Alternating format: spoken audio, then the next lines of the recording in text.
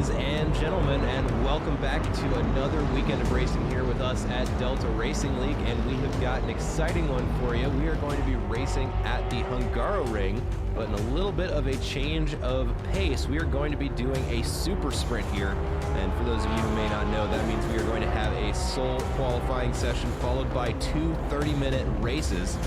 Just goes to really put some extra weight on the driver's qualifying performance, because they're going to have that much less time to try and make up any lost positions on track.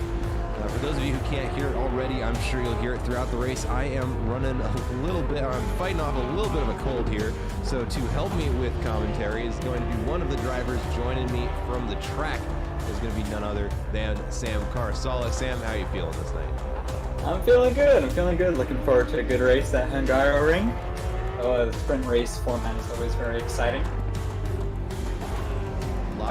No pit strategy at all. Just go as fast as you can for 30 minutes, and whoever wins, wins. Yeah, and it's, like I said, with only a 30-minute race, it just places that much more emphasis on having a good, strong qualifying performance. And we have a couple drivers getting ready to start that. So without further ado, let's go ahead and get trackside. We're going to be watching Paul LeBlanc get this qualifying session underway. That is, of course, predicated on my my stream deck doing what I tell it to, and it is not, so that's super cool. So here we go. Let's go ahead. We're just going to do that. Oh, I love it. I really like that intro. There we go. And also none of my... Hold on here, folks. 1 second. Technical difficulties. There we go. Now it's listening to me, and I'll get all of the stuff fixed over here on the side. My bad. There we go.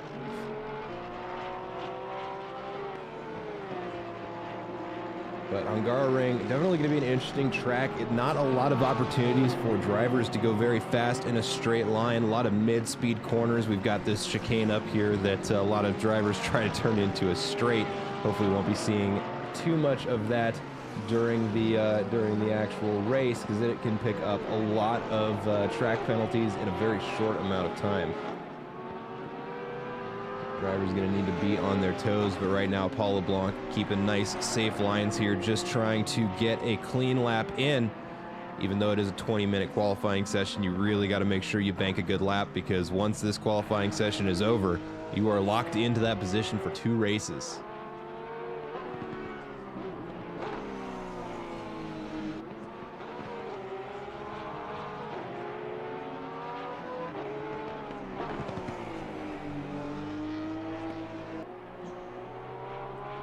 So far, things looking pretty good here.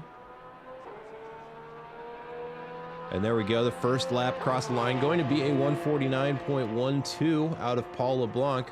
And a reminder, we do a split qualifying session here. There's the second time Rob Jacques crossed the line with a 146.4. A split qualifying session, meaning our amateur grid is going to be out for the first 10 minutes of qualifying, and that is going to be followed by our pros. And we saw a pretty tight pack as far as what the lap times are going to look like here. And there we go, Javier Salazar going to set the new provisional fastest lap of the session there, followed, it looks like he's chasing down Stubby McNubby there in the Aston Martin in front of him. Ooh, boys, come on. Let's not have any collisions in qualifying here. You only got 5 more minutes left on the track. Yeah, in practice we were seeing a few people down in the 42s, which is a seriously fast lap time. Yep, the aliens are definitely out in full force today, and we even see a couple of the AM times coming in pretty quick. Kenneth Smith and Luis Velez among them, within just a couple of seconds of the race leaders. But it'll be interesting to see how the AM grid does getting through this qualifying session, and see if they're able to stay pretty much glued to those front runners. We saw the majority of the pro field setting 144s. We'll see if that actually shows up being that way come this qualifying session, or if there was just a little bit of practice luck. But as you can see, it is dark out there. We're running this qualifying session just before sunrise. The first race will be just after sunrise, and the second race just a couple of hours after that.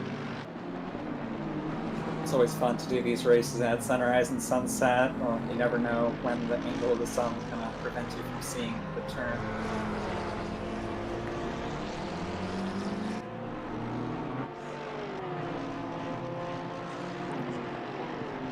Have you ever done a sunrise or sunset race at Laguna Seca? Yes, I have, and I have been blinded many a times by those very race conditions.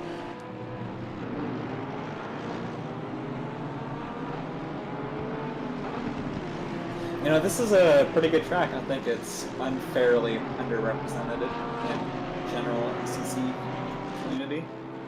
It is one of my favorites. Oh, there we go. Jose Esteban across the line with the first 145 of the AM qualifying session. Not to be scared off, though. Luis Velez here, 6/10 up with the purple border, going to be trying to set the new fastest lap. Let's see if he can bank it. There we go. With a 145.495, 3/10 faster than second place Jose Esteban. He's going to be happy with that finish, to be sure. He still has 3 more minutes to try and improve on that, and it looks like that's exactly what he's going to try and do. Let's take a look over at Stubby McNubby here. Just now getting through Sector 2 on the big sweeping right-hander and into the chicane next.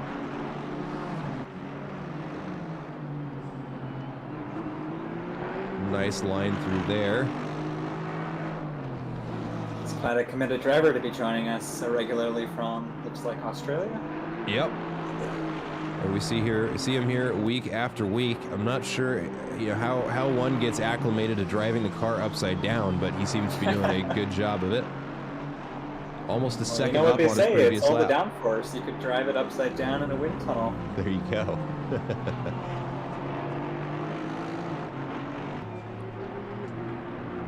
Now 1.1 seconds up, 1.2, continuing to find time, coming around the second to final bend, now just 1 to go. And he's going to be looking at a pretty strong lap here if he can get a good exit down the straight, and this is definitely one corner to keep our eyes on. Can be the difference between a good lap time or not, and there we go, 147.1 is going to put him in the top 10. Another interesting thing about qualifying here is that the start-finish line is so close to the exit of that final turn that I really don't, specifically for qualifying, I don't think getting a poor exit out of that turn is as bad as it would seem. Certainly not during qualifying, but it will hurt you during the race because this opens up to the longest straight on the track, and you really got to make sure you are capitalizing on that. Otherwise, you are going to have cars passing you by the time you get to turn 1. But Kenneth Smith going to set the new fastest lap of the AM qualifying session with a purple Sector 1 and a 145.26 as the new time to beat. Javier Salazar, though, looking to get his name on the board here. Come on, there we go.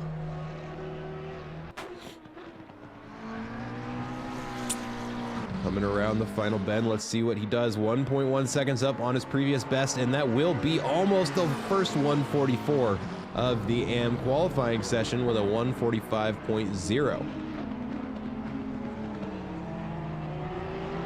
That's a solid midfield pace right there, too. It's not a bad lap at all. That's going to be very competitive. For sure, especially like as I was mentioning, the pro grid really kind of all stacked in on the 144s. A low 145 like that, I mean nearly a 144, is going to be putting him in contention with the pro grid.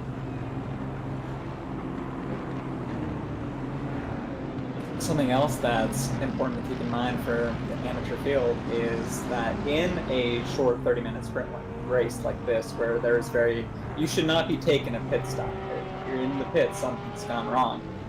So there's going to be a lot of opportunity for some of the amateur drivers to find themselves pretty high up the grid in the event of some mid-race chaos. For sure, and Ryan Garrity here coming around. Let's see, where is he at? Third to final corner here, just 2 to go. 1.6 seconds up on that previous best lap time. That will put him in the 148s if he can hang on to it. Now he's up to almost 2 seconds improved on his personal best. Just 1 corner to go. And as I say that, the pros are given the green light to exit the pit lane, and they're going to begin their qualifying session. The AMs have until the end of this next lap to bring it in. There we go. And Ryan Garrity going to slam that lap time in there right at the final seconds of his qualifying session with a 147.0.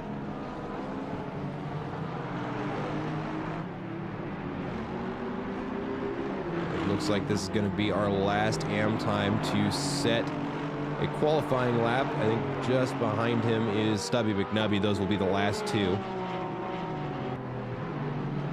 Javier Sosa now just over a half second up on his personal best. Last opportunity to try and set a flyer here. Looks like he's going to hang on to that time nice and composed. Loses just a hair of time on the exit there. One corner to go. Going to take a wide line there, late apex, and gets the power down. And will net himself a position gain there after time has lapsed, moving himself up into 13th place.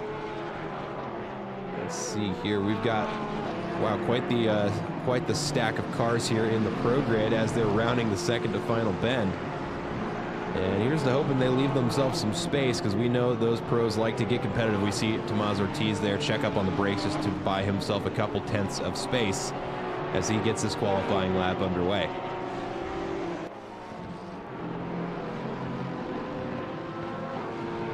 Ortiz, of course, driving the greatest car in the game.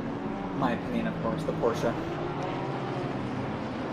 You know, it really gets to lean into its strengths here at Hungaroring. It likes to rotate, and this is one of those tracks where you can really capitalize on that. Although it does get hurt by its top-end speed going down that front straight, that is really the only place that it is disadvantaged.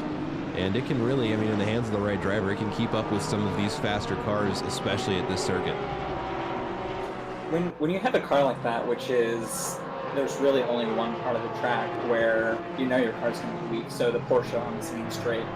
A good driver will also know that going in, and they can be able to adjust their lines to the whole general strategy throughout that corner. So it'll be interesting to see some of the lines these Porsches will take going into that first corner.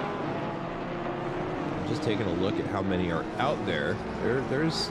There's actually a good spread of cars out on the grid. We've got a couple of oddballs out there that we don't typically get to see, but you know, the Lexus being one of them. But we've seen a couple more Hondas this season after it got some pretty favorable BOP changes. We've got Shu Willspin out in his trademark Lamborghini. I'm sure we'll be seeing a lot of him today. The Lamborghini, I can't say I've ever driven it either, but it's always surprised me that it seems to be a pretty unreliable car. I've heard it's quite heavy compared to some of the other ones.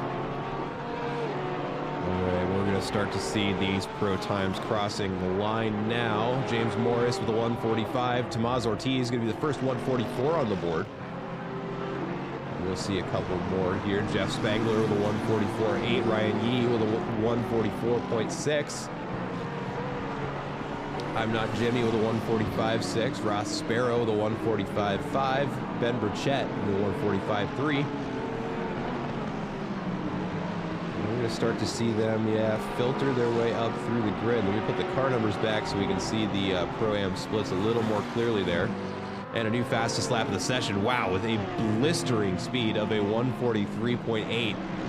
Nigel Tarrant going to cross the line.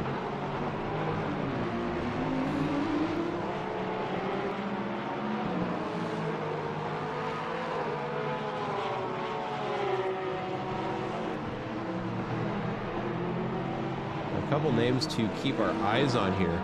Of course, we after seeing their performance at Donington last week, Hamza Gulzar saw some very, very competitive times out of him during practice.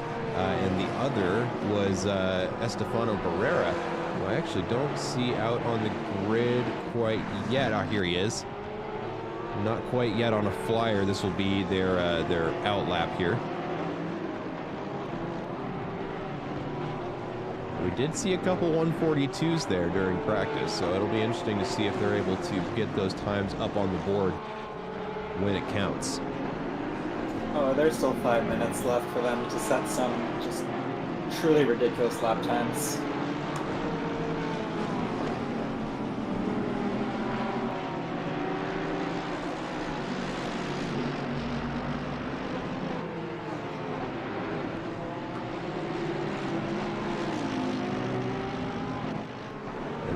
Going to take second place there, moving himself up 2 positions on his personal best with a 144.0. putting him about a half second ahead of third place. And there we go. Hamza Gulzar going to be the second car to set a 143 with a 143.595. Just shy of 0.3 faster than Nigel Tarrant in second place. Also got Sebastian Erdmann here on a pretty strong lap, now just entering sector 2 and almost a second up on his previous best. He will be the third car to set a 143 if he can hang on to this for the rest of the lap.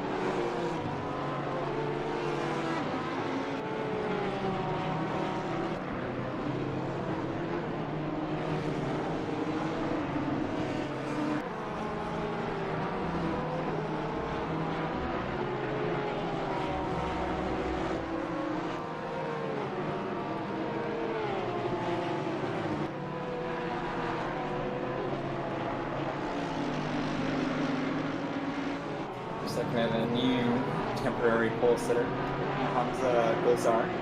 What time did he put in? A 143.595.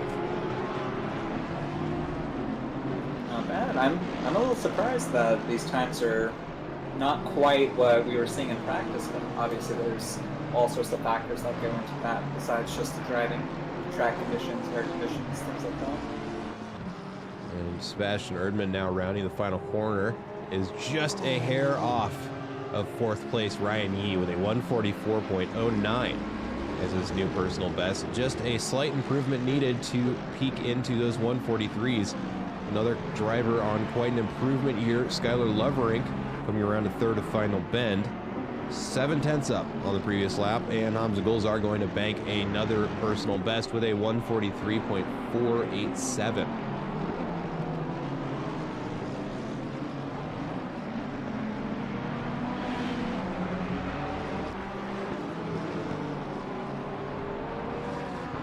There we go, Skylar Lovering going to go ahead and bank a 144.202, moving him up 4 places up into 6th place.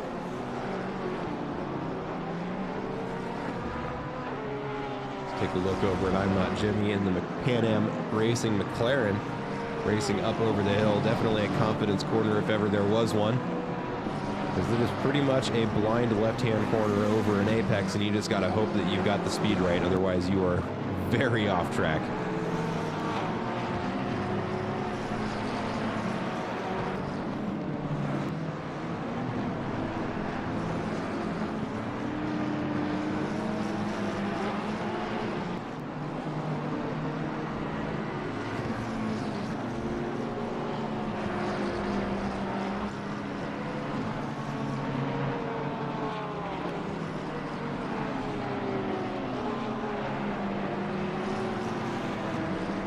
Coming up should be the last chance for some of these drivers to set improve on their own times.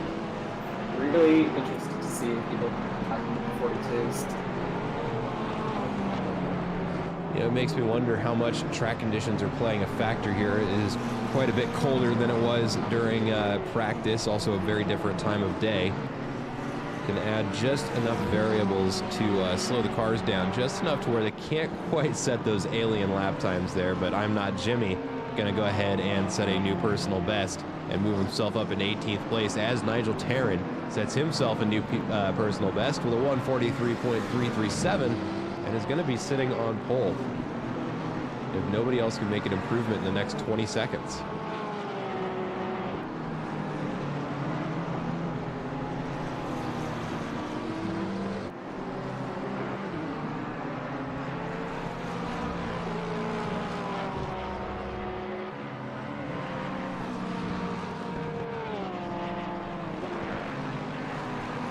Quinn Smith here on the back end of the track here, going to be looking for some redemption after that unfortunate race finish at Donington. We saw that photo finish come down to the line and unfortunately going to invalidate on the outside there, and will be starting this race in 22nd place. And he's going to go ahead and abandon that lap right there on the side.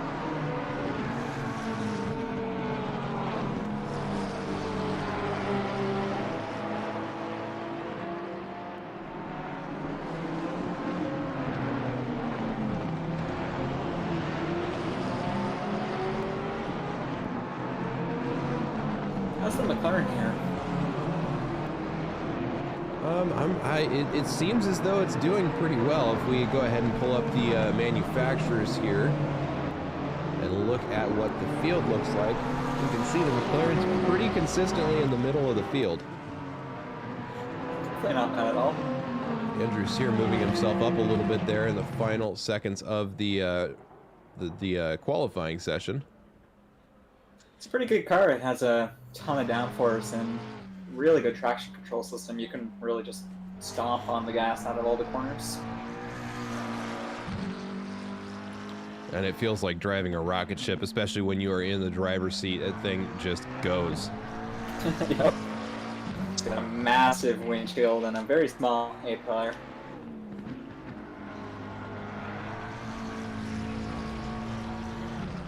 I know we have a few Lexuses, whatever the plural of that is, on the grid tonight, but I always can't help but think how much more popular that car would be if it had just a smaller A-pillar to it. For sure. Yeah, it is tough to see out of that car. But that is going to be it for that qualifying session. Congratulations to Nigel Tarrin, who shows up for qualifying and sets the fastest lap of the session, going to be sitting in P1 for both race 1 and race 2. Hamza Gulzar going to take P2, Estefano Barrera in P3. Jean-Sebastian Castagina, returning after a couple of races off, going to be in P4. Ryan Yee in P5. Let me go to Helicam so we can actually see the cars there. Sebastian Erdmann in P6, Skylar Loverink in P7, Ryan Walker in P8, and Raspero in P9. And to round out the top 10 is going to be Tomás Ortiz. With this being a 30-minute race, you know, really anything is on the table. The drivers are going to be pushing these cars to their absolute limits, and probably, I mean, I would be treating it like a second qualifying session because you really don't have to worry about tire life. You can, you've got a little bit more flexibility with what brake compounds you want to be taking. I imagine the majority of the drivers will be running on that more aggressive pad 1, seeing as, you know, brake life really not going to be a concern during a 30-minute race.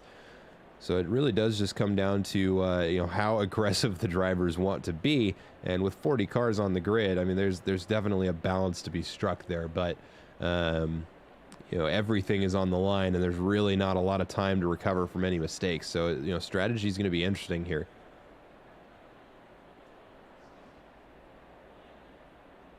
It's really just get in the car, go fast, and don't crash. Yeah, safety. I mean, safety is definitely going to be important here because, again, without any mandatory pits to be had here, if you end up having to go into pit lane as a result of damage absorbed, or if you, I mean, manage to pick up a drive-through penalty or anything like that, I mean, that is essentially a race over.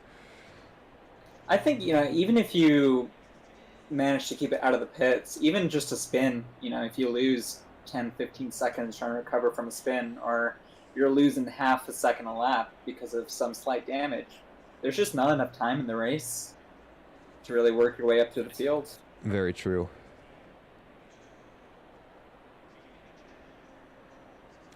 Well, 30 seconds to go, and oh, I'm not sure what's happened there, but the let's see, race control has moved us forward a session.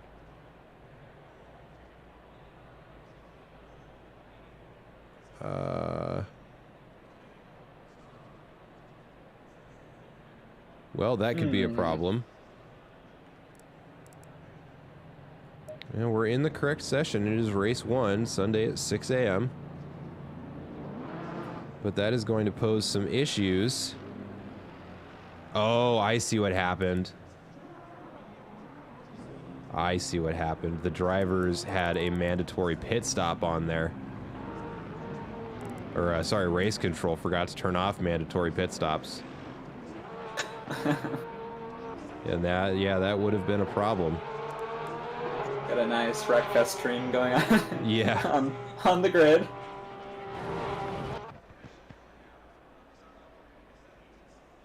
Huh. Well, that is going to necessitate a server restart in order to fix that. Because I don't think there is a chat command that would be able to clear that.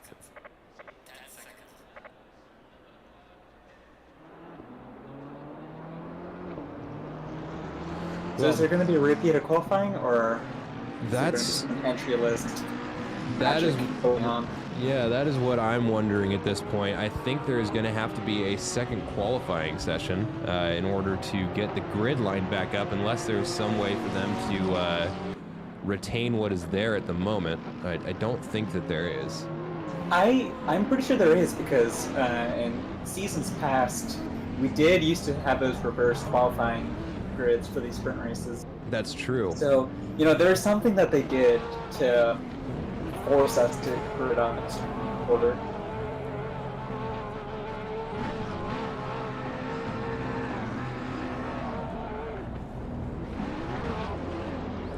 Well, ladies and gentlemen, we'll just go ahead and ask for your patience here while the league admins get this sorted out. And it looks like they have it figured out, or are we just in free practice? No, we're just in free practice now.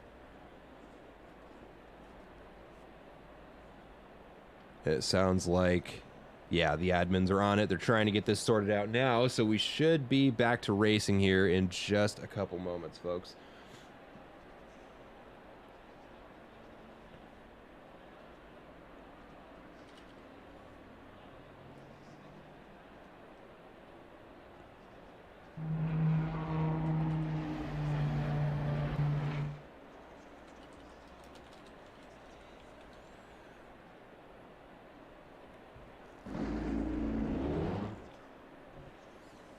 And it sounds like, yeah, it does sound like Race Control knows how to do this without forcing a second qualifying session. So when we get back to the track, we should be in race 1 with the correct grid. Well, it's good to see that we can preserve those times.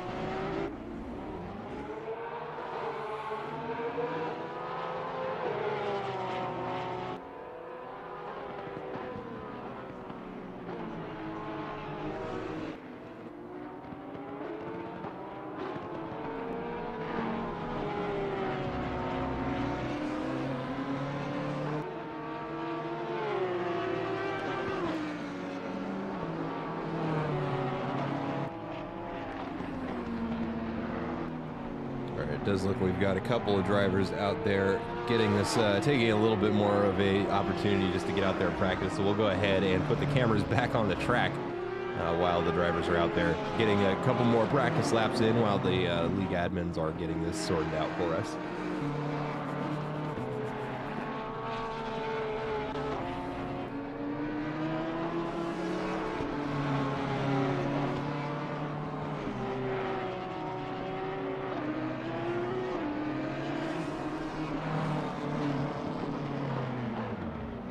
There was quite an amusing post just now in the NA camp.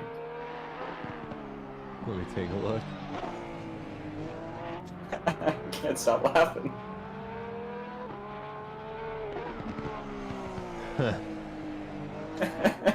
Jeez.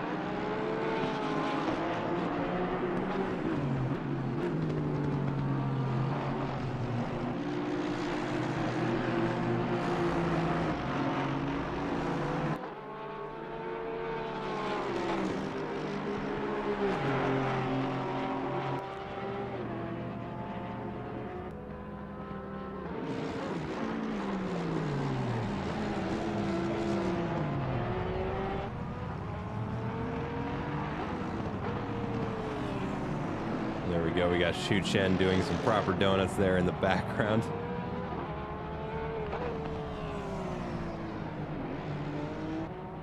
Drivers, the fastest drivers always experiment with new tire warming strategies every now and again. Yeah. Oh. Ooh. Just narrowly avoid a collision there, and we've got, looks like 3 cars trying to beat 1 car in here. Oh, that's a good camera shot right there.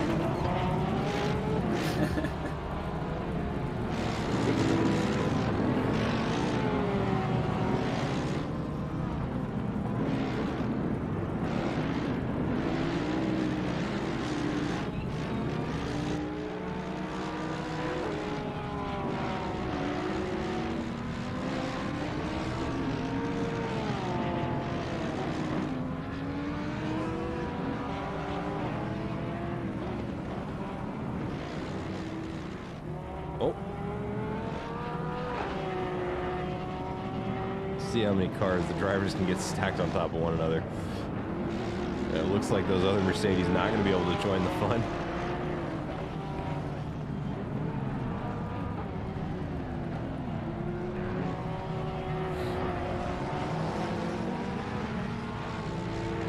Does this session affect people's safety ratings? Yes, it does, as a matter of fact. So, drivers not going to be happy when they see that SA rating after the race.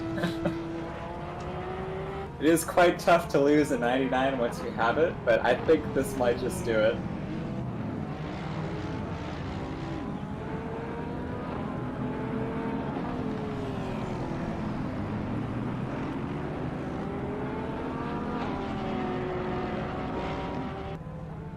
Got quite the pile up here now. Oh. Number 88 car trying to get on top of the pack here.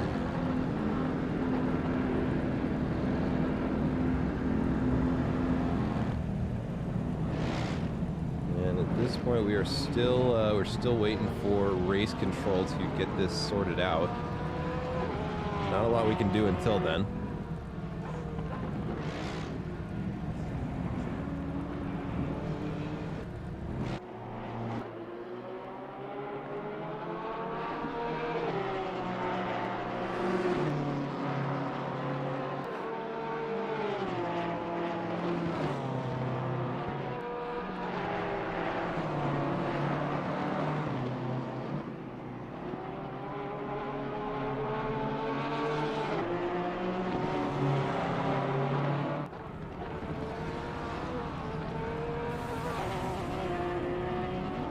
Ooh, Skylar Levering, they're trying to thread the needle, and Shu will spin, is going to spin, gets collected there by the number 74 BMW.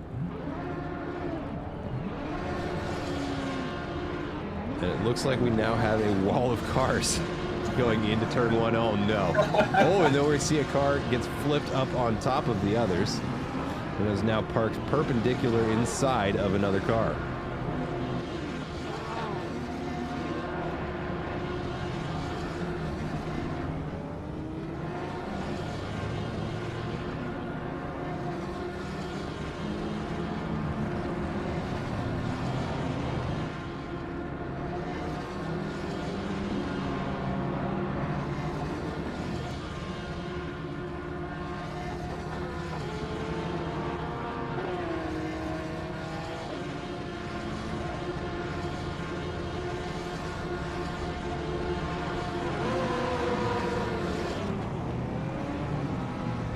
There we go. We see the rarely seen upside down Porsche there of Jean Casagina.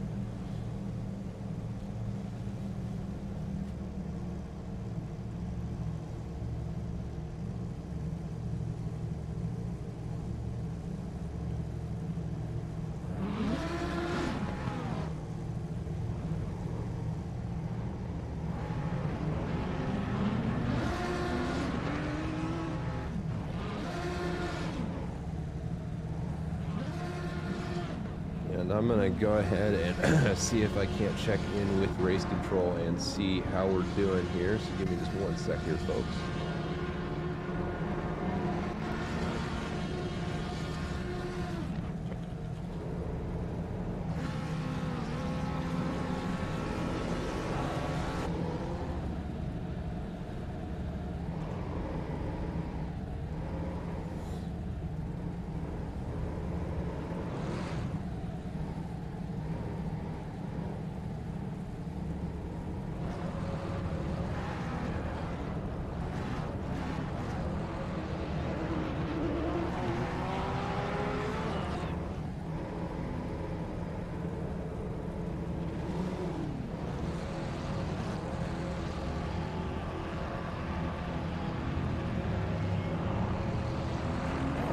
driver interviews going. That's not a bad idea. Let me see if I can get word back from race control here. Ooh,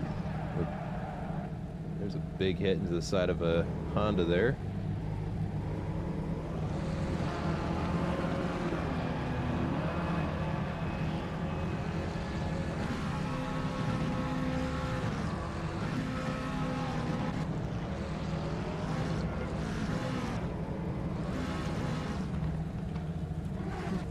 Ooh, my goodness. And shoe will spin definitely does spin there, collecting the side of, I believe that's I'm Not Jimmy in the McLaren.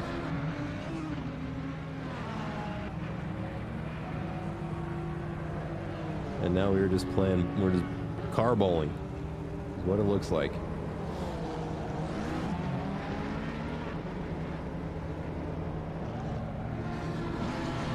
All right, I'm going to go ahead and drag Paul LeBlanc in here, as requested for a bit of a driver interview. So let's go ahead and get him in here. How are we doing, Paul? Welcome to the media box. We got a little bit of an audible that we're calling here on the field. And how are we feeling about the race so far? Not great, honestly. Calling it now, there's going to be a crash in the front straight. Yeah. Can you describe to us the action that's currently going on at turn 1? I can't, honestly. I just got here. We do have you on camera at the moment, and let's go ahead and let's go for let's see here. How do I do this? There we are. There you are. There we go. We're on board with you now. Oh, you've teleported back to the pits now. But how did your qualifying session go? How are you feeling about the pace out on track if we do actually go forward with the race here? Qualifying, honestly, didn't go as planned. I'm definitely down on pace. I don't know. I guess that's what happens when you don't practice the track often. Yeah. Some would say that it adds to the immersion of these racing titles. As of course, the proper GT3 drivers just usually find themselves in the seat ready to go for qualifying. Yep. I take that approach too as well. Show up for practice, whatever happens, happens. Yeah, I'm pulling an Andrew Sear the past couple of days and not practicing till the day before, so. What do you think of this track, Hungaroring? I hate it. You hate it? Yes. What do you hate about it? That's some strong opinions right there. Everything. Nah, it's not bad. It's definitely not the best track out there. I don't know. How do you feel about that chicane there about midway through Sector 2? Probably the most controversial spot of the track. Yeah, can't wait to jump it. I don't know, it's definitely it's probably gonna be a pile up there a little bit, maybe a couple crashes. Hope to get a couple positions off. I will say every race I've ever done here has usually been a single file affair. This is my first time racing this track, so I guess we'll see what happens. This is your first time at Hungaroring, is that right? Yep. Okay. Well, that might explain some of the distaste towards it. And there's that the crit of cars there stuck there, and just there we go. Gonna collect a car doing the donut dance over there in the middle of the track. Yep. I don't know what's going on right now, to be honest. I know Ben had mandatory pit stops on. He has luckily won't have to qualify again, so. Yeah, well, fingers crossed that you can get it sorted out soon here. We're going to be running quite late this evening, but I'll go ahead and put you back in race comms, let you finish out whatever practice that you can get packed in here before they flip the session back over, and wish you the best of luck out there. I appreciate it. Good luck. Good luck.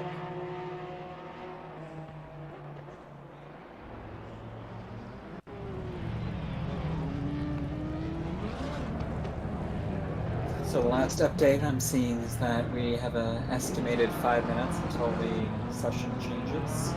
Yep, that's what I'm seeing as well.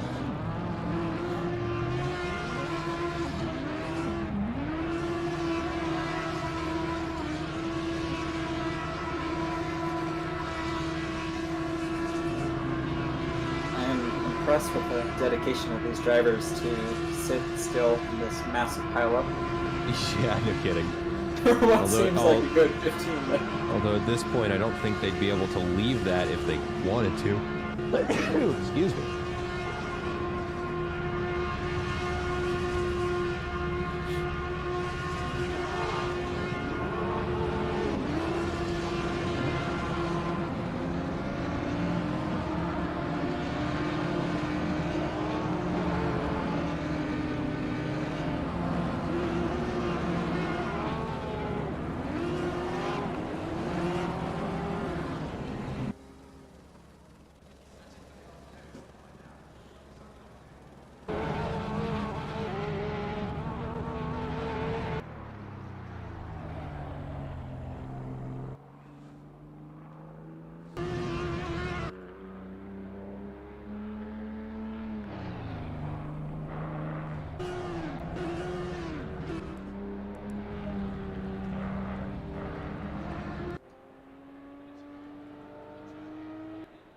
Oh, and there we go. Server has been restarted.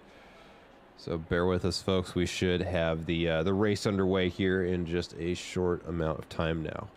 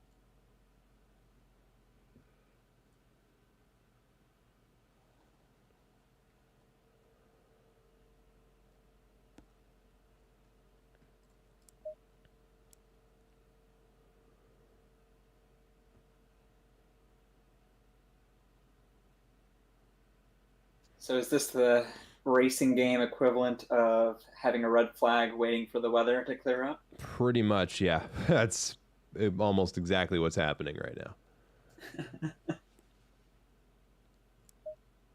And right now I'm just waiting for the server to come back up so we can get loaded in here.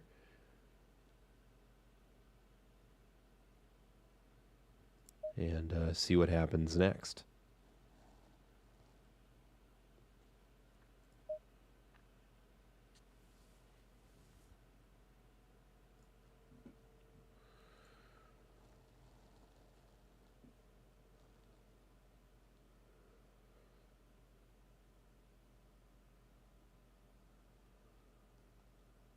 I feel like an F1 driver at Spa 2021, chat says. I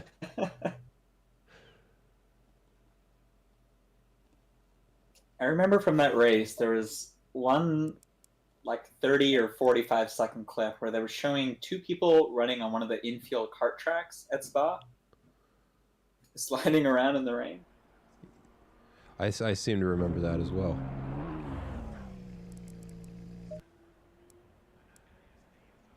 All right, so it looks like we have gotten the server back up. We are going to continue forward with the previous what's the word I'm looking for? Session orientation, I guess. We're going to be doing 2 30-minute races as planned earlier.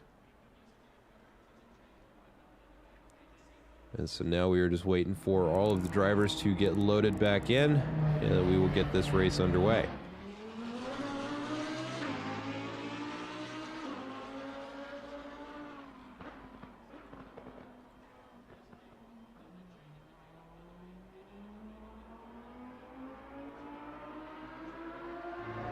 Just excuse me for one short moment. I'm going to go ahead and leave my keyboard here. I will be right back, folks.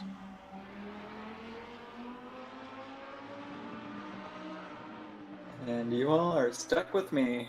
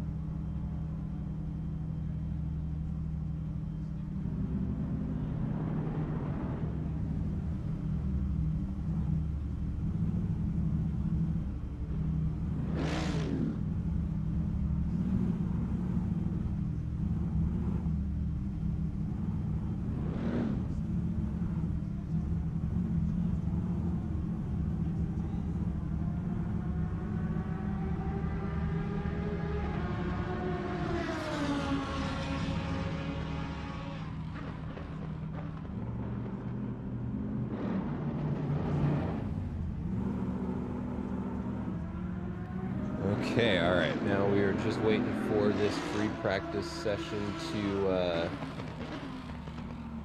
lapse, and then I believe we've got almost everybody that was here. We've got 37, I believe, of the 38 cars that qualified. So hopefully we will be able to get this first race underway here in just a short amount of time now. I'm going to go ahead and thank everybody for their patience while we got all of this sorted out. Certainly not an uncomplicated thing to get fixed. Trying to make sure everybody goes back to their original qualifying positions. No easy task, to be sure. But the league organizers were hard at work. It looks like they've gotten everything sorted out. Now we're just waiting for the race to start.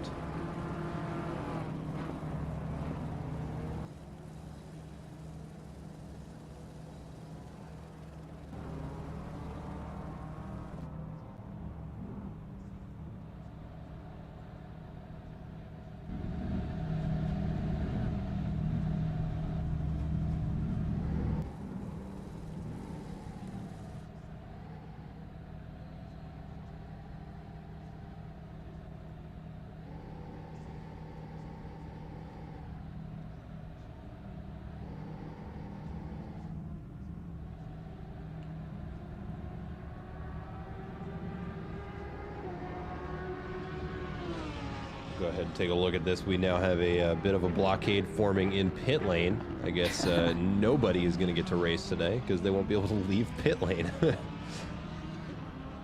Oh, we've got Alexis that wants to try. Will he do it? Let's see what he can do. Oh, he's just gonna... He makes it! He makes it through. And stops out of, I'm sure, what is sheer disappointment at the lack of carnage that resulted.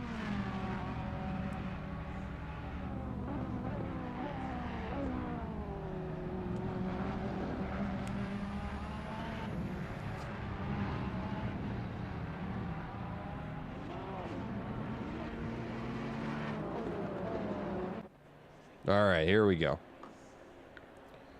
And that does look like the correct starting grid. If I'm at least looking down through it, that is at least pretty close.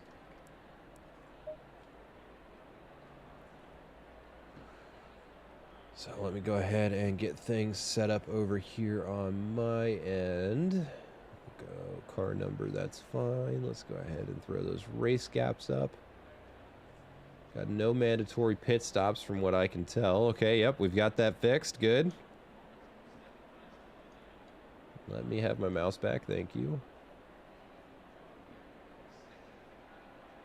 Are we still doing 2 sprint races? It does. It is showing that the schedule is still 2 30-minute sprint races.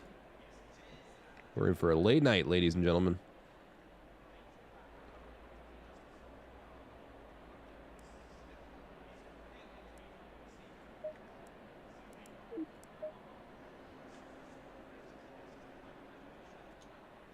I believe there was a suggestion made that we do one 45-minute race, but that would cause some complication with SimGrid and being able to track the results. So we are going to be sticking to the original plan of a double sprint format here for the race tonight.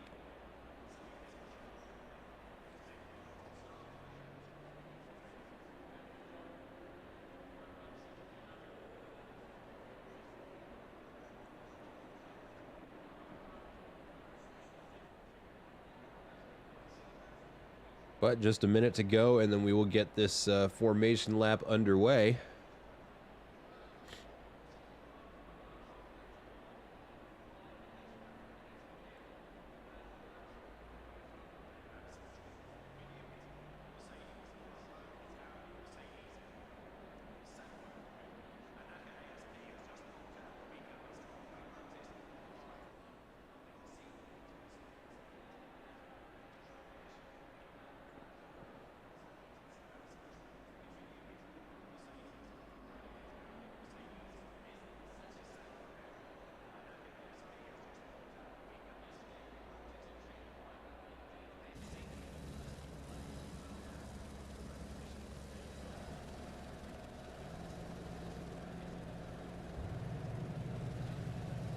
And there we go. We're starting to see the first of the cars come off the jacks, which means they will have been getting the car started. The last of their setup changes have been made, and they better be ready for this this race, because I don't think we're going to have any more opportunities to try and get this one right. So 3 seconds, and then we will start our formation lap. In just a couple of minutes, we will have a green flag, and this race will be underway.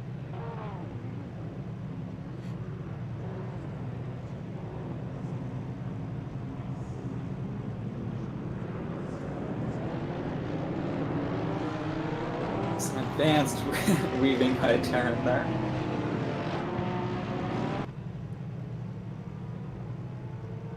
We see Skylar Levery going for the same strategy there, and the Ferrari in the background. Now, I'm a drag my brakes kind of guy, if I'm being completely honest. I've found that to be the most effective way to get everything up to temp, but you know, everybody's entitled to their wrong opinion. I fully agree with you. If you are a ACC public server enthusiast the way I am, you will quickly learn that those who weave around heat up the tires are those you cannot trust.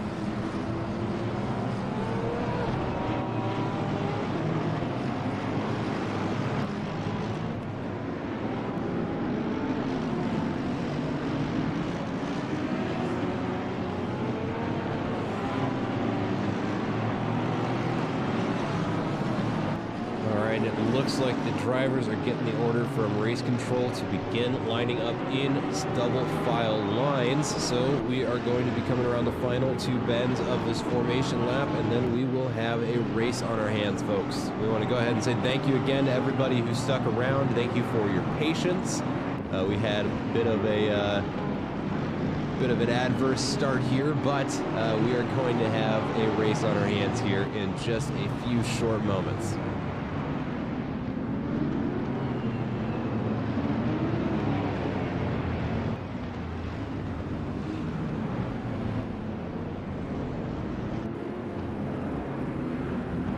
Go ahead and go to the split cam view here for the race start. And now we are just waiting for the green lights, and Nigel Tarrin will be getting this race started for us. And there is the green light. It looks like a great start for the Porsche driver, but the Honda gets an even better start. Looks like Hamza Gulzar going to pick up a position there. And my God, that is a 5-car wide grid right behind them. That is a dangerous situation for everybody, but it looks like the front of the grid manages to sneak through some minor contact in the back of the grid. Oh, and that's not minor contact, and we've already got some cars spun around. Back there in the middle of the pack, it looks like the majority of the drivers filter through there without too much more consequence there. And Nigel Tarrin, despite getting passed there by the Honda in turn 1, does hang on to P1 coming around the first and second bend. Now up the hill through the fast left-hander. And it looks like just narrowly avoiding some contact there between, who would have that been? That would have been Ryan Yee and John Sebastian Casagina. And it looks like we've got a yellow flag there we see on the second screen there. We've got some cars pointed around the wrong direction. And it looks like they are trying to get back out on track now. There we go. And we are already off to an exciting exciting start to race 1 here. Ben Burchett's Lexus looks like it's picked up just a little bit of damage, but that does seem to be relatively minor. Up at the front here behind P7, Sebastian Erdmann under a little bit of fire there by Matthias Martinez. My goodness, I am struggling today. Ooh, and a bit of a send there by Skylar Loverink, who goes behind the banner there, but it looks like they both come out of that just fine. Let's take a look over here. Skylar Loverink going almost too wide around the second and final bend. Now 1 to go here, hanging on to P10. And that is going to be 1 lap down here at Hungaroring, and just 28 minutes left to go. It's a very exciting first lap. I saw a lot of dirt picked up into the air. As did I, although it does look like the majority of the field manages to get through relatively unscathed, although I do see 2 cars into the pits. It was John Casagina and James Morris.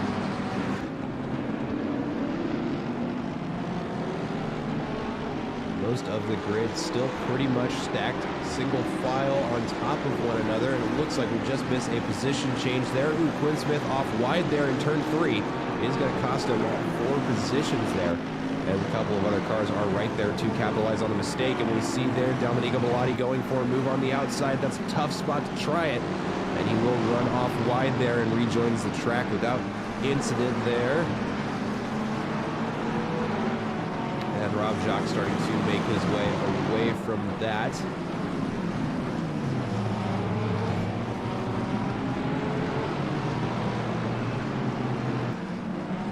Go up to the helicam here, keep an eye on this grid here. It does look like, even though they're trying to go too wide about that, they do get sorted back out into a single file line.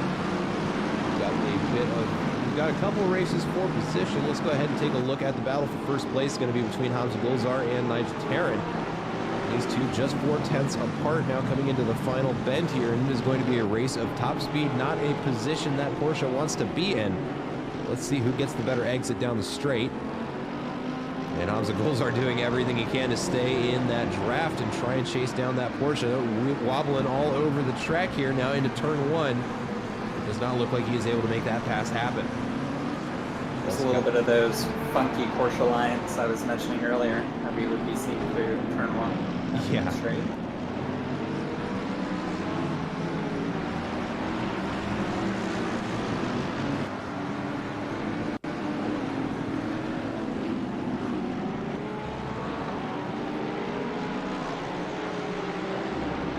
Quite a few Mercedes out there. And a lot of AMG representation out there, for sure. And it's been becoming more of a popular car in recent days, I've been noticing. There we go. We've got 2 teammates' cars there. It'd be Ryan Walker and Jeff Spangler chasing each other down.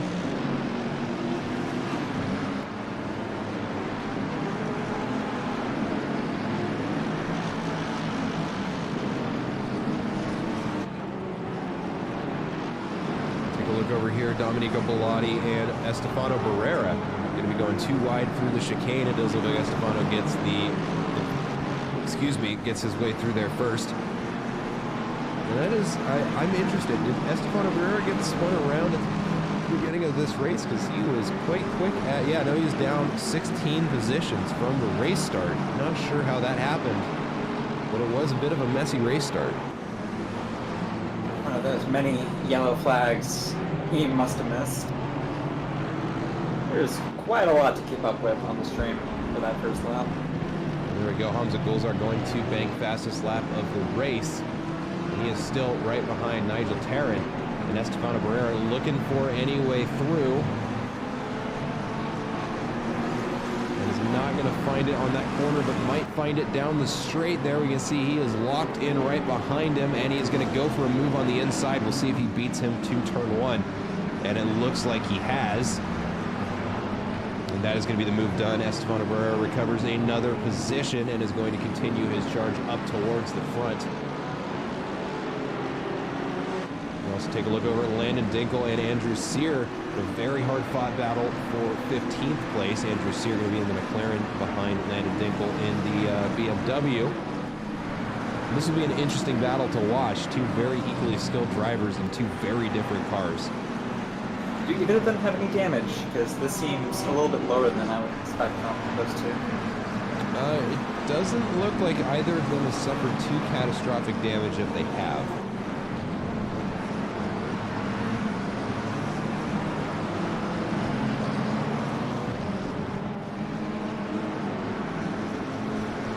We've also got Daniel Good and Skylar Loverink going at it through Sector 3. Estefano Barrera makes up another position on Ram Jacques. I don't know if it's always been the case, but during a recent endurance race at Kyalami, I noticed that if you damage the front wing, the rear wing bad enough, you can detach it from those little swan lines. Yes, you can. Yeah, I know exactly what you're talking about. Hopefully we start to see a little bit more of those cosmetic updates coming through, because it'd be neat to see the cars actually suffer as much damage as they are driving like they have in some cases. Ooh, I'm Not Jimmy is going to have a send on him by Mateus Alves on the inside. Ooh, and he's going to send it into the side of the Ferrari. And it looks like both of them come out of that pretty much scot-free, although I'm Not Jimmy down a position. Now has Landon Dinkel to deal with. I've always wondered if some of the way the cars crash in these racing games, if that's a limitation of the game itself and how it's developed, or if it's these car manufacturers don't want the cars to become crumpled piles of metal in a video game. That's exactly what it is. It's been talked about before, where it's Kuna's hands are tied just because the licensing agreements do kind of require that they don't have the cars absolutely demolished. Because you look at other games, and even with Forza as an example, you will see cars just turned into crumpled pieces of messes with bumpers coming off and everything like that. And I think it's just part of how they were able to get this game to work was to and get the telemetry and all of the data that they were able to get to make it as realistic of an experience as it is. They did have to make some compromises, and I think if they're going to compromise anywhere, that's probably the place I'd have them do it. Definitely. One day though, it would be cool to have a fully realistic damage model in these games. For sure.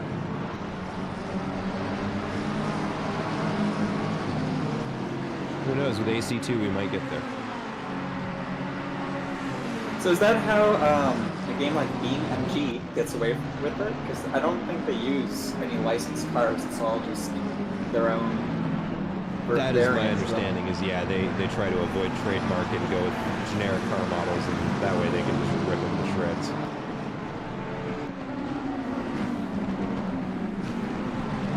Go Landon Dinkel and Andrew Sear going to go too wide around turn 3. It does look like Landon Dinkel able to fend off Andrew Sear just for another lap there. but Estefano Barrera has caught up to these two, and that is going to be a problem for Andrew Sear. This is a very single file track, much like Zandvoort, Barcelona. You know, it's something we even see out there in the real world. I think either last season or the season before that, Formula One, there was a long battle between Fernando Alonso and Lewis Hamilton. And much of that was aided by just how single file this track gets. Yeah, it is an exceptionally difficult track to pass at, and you know, last night I was at Brands Hatch with Apollo Racing Club, and that was just one of the conversations we had with the drivers during the briefing. Was like, listen guys, there's only really one or two good places to pass, and there's about 11 other bad ones that are just going to end up with everybody's race ended.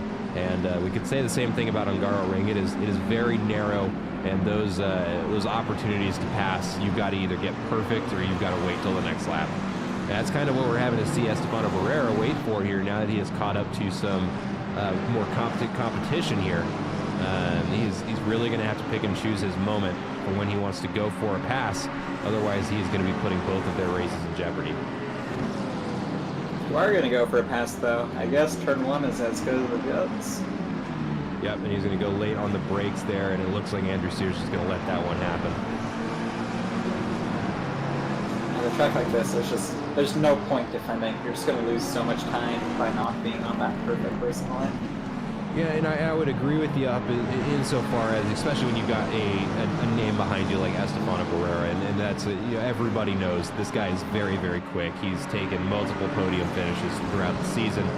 Sometimes it's just better to let the faster traffic through, because you're both going to lose time. But I also tend to argue in favor of drivers. You know, sometimes you get somebody who's just a little bit faster than you, maybe a second faster than you a lap, and I think you are entitled to battle that out to the bitter end as long as you are doing it safely. Absolutely, and especially for such a short race like this, it is not unheard of to hold off someone significantly faster than you for the remaining 15-18 minutes of the race. Absolutely. Back here in the 28th spot here, Shu Wilspin with a very damaged Lamborghini. We can see he's going with the double blinker strat. Just trying to warn the drivers that that thing is very compromised, but he is still maintaining the position he's in. He's actually managed to pick up 9 of them since the beginning of the race. Maybe that's what I should start doing with my V12 Aston. Yeah, the double blinker strat. It works. Put their brain in a pickle. All right, here we go. Now Estefano Barrera going to be trying to make a move here on Landon Dinkel, but that BMW is going to be a little harder to catch in a straight line than the McLaren behind him. Ooh, and Landon Dinkel makes a move to fend off that passing attempt. I think he's entitled to do so. Kenneth Smith just in front of him, and then I'm Not Jimmy just in front of him. We've got almost a 6-car battle for 12th place behind Mateus Alves.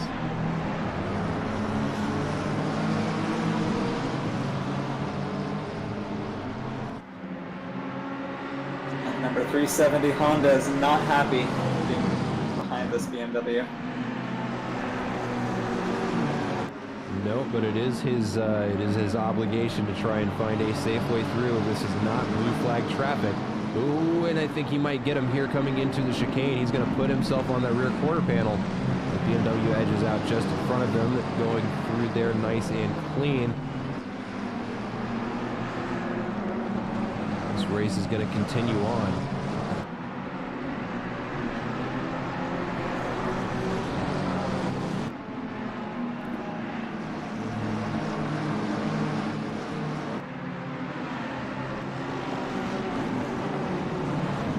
Update on some of the front runners here. Tomás Ortiz and Ryan Yee are in a pretty hard-fought battle here. They're going to be duking it out for third place. Ryan Yee right there on his heels, and then we just see there on the big screen there, Estefano Barrera does find his way through in the second and final corner, and it does look like Andrew Sear is right there to try and capitalize on it. And now we are going to have a 2-wide race down the front straight. But that is a battle the McLaren just cannot win. But the question is, being on the inside, will he be able to prevent the BMW from trying to make the pass happen? It looks like Andrew Sear is going to get on the brakes there. a little bit of foresight of what might have come if he tried to fight that.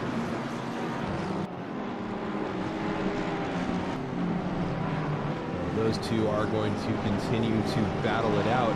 We've got a 4-car battle back here in the back of the grid. Ooh, it looks like Chris Rye is going to teleport into the pits. But we've got quite the battle here for 28th and 30th. As we're going to see there, it looks like Nicholas Armijo wants to go through turn 1 first, but he's going to sort in behind him. Esteban Abreu moves up another position now.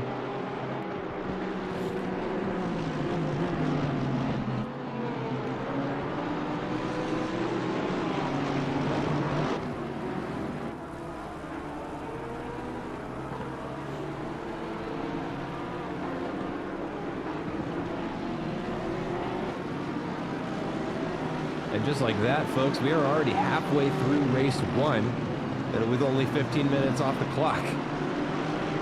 Sprint races go by fast.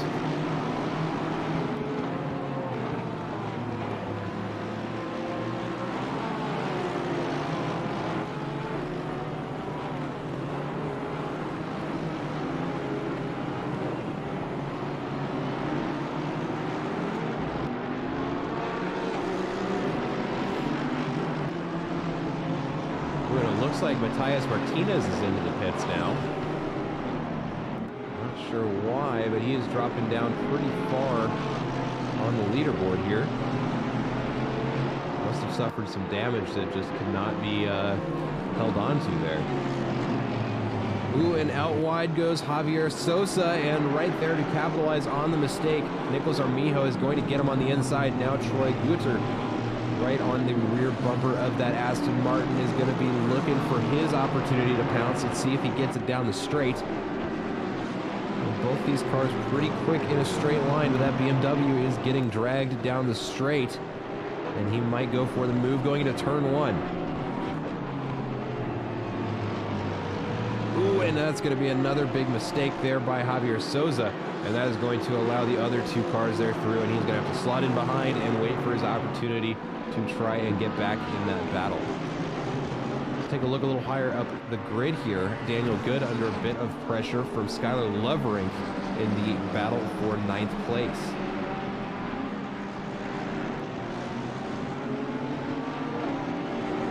Is Lovering in the amateur class? I believe so. Let me here. I can give you the answer to that. No, they are both in the pros. Okay. Yep. So I guess the highest amateur right now is Kenneth Smith in Yep. And goes back to another thing I was saying earlier. In a super small, short sprint race like this, you just keep your nose clean and let the chaos unfold around you. You can finish much higher than one would usually expect. Absolutely. I mean, especially, because a lot of times what I have noticed, and I'm not going to say any of these drivers are this way, but it has been my observation back when I was driving, really the big difference between the pros and the AMs isn't strictly their pace, but their ability to be consistent throughout the course of a 1-hour race. And when you take half of the time off of the clock, all of a sudden that variability isn't as important. And if you're fast or you're quick, this is kind of your opportunity to shine when you are in the M class. And that's why we've got Kenneth Smith, Javier Salazar, and Rob Jacques, the top 3 in the AM class, actually displacing some pros on the leaderboard. Ooh, and it looks like it must be a big yellow flag for I'm Not Jimmy. Either that or a bit of a mistake. Looking at where he was on the track, I bet he went off wide there on that fast right-hander up over the hill. And gets passed by 4 cars, drops down the grid a little bit.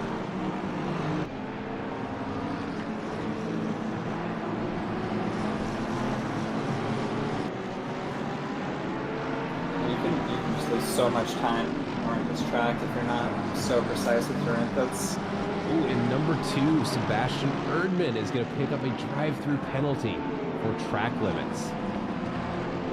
20 minutes? Yeah, and he is into the pits now to serve that. That is unfortunate. That is, yeah, it's going to be rough to recover from, but good news for him, he's got 2 races.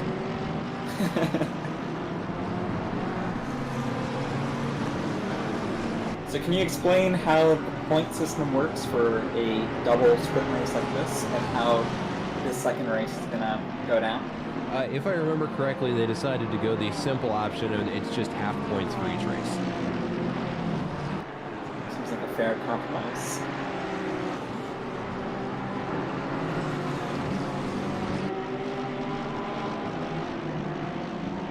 I say fair, but my 2 career league race wins have come from these double sprint races, and I've always been a little upset I only got half credit for them.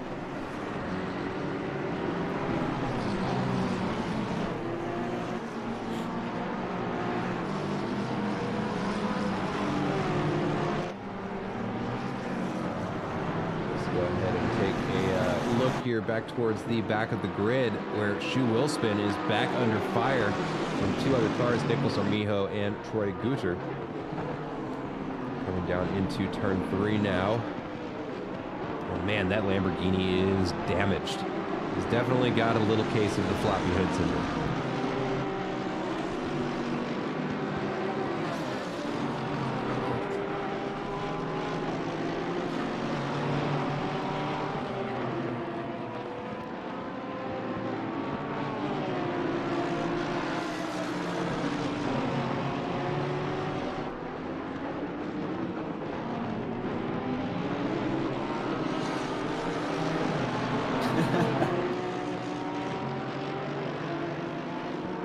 Got my nice H-pattern 3rd gear for push to talk on. I like that little hack that you've got there, but it looks like Shu Willspin, despite having that damage of the Lamborghini, is managing to fend off these other 3 cars. Very, very impressive. A couple of other close battles for position. Let's take a look at this one here between Dominique Bellotti, Quinn Smith, and I'm Not Jimmy. And as we remember, the tail end of our race at Donington Park last week, I'm Not Jimmy and Quinn Smith literally had a photo finish to decide the top 10. So Quinn Smith going to be looking for any opportunity he can get to try and get back up in front of I'm Not Jimmy. At least I would think that if I were him, that's what I'd be paying attention to. But right now, Dominique Bellotti in between the 2 of them, going to be preventing him from doing so.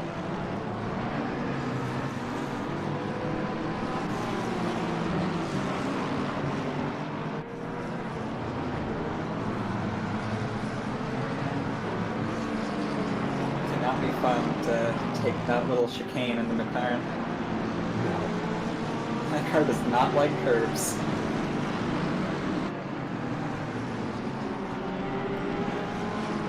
That one in the Ferrari. It's anytime I'm at this track, those are the 2 cars that I just kind of hope I'm not driving, because they don't like curbs. It is their least favorite thing in the world.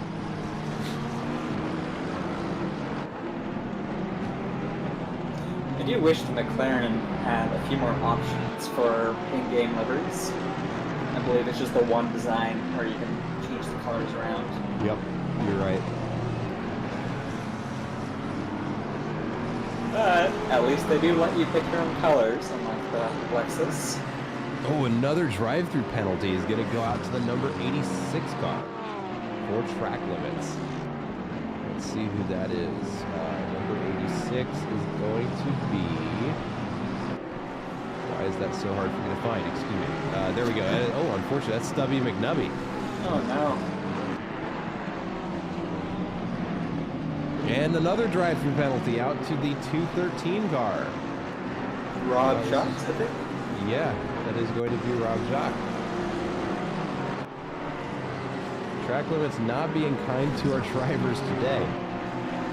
Can't say we didn't warn them, though.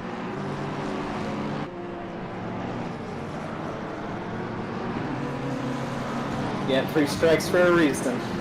That's how I view it. Use them wisely. If for real. But now, just inside of the 6-minute mark, maybe 2 or 3 laps of this race remain. Unfortunately, getting those penalties now is quite a big punishment, and as you are almost certain to lose at least 5 or 6 positions based on how the track map is looking right now. There's a view of that. We are still fairly stacked on top of one another, and I believe the only lapped cars are those who have had penalties or have had to serve time in the pit lane.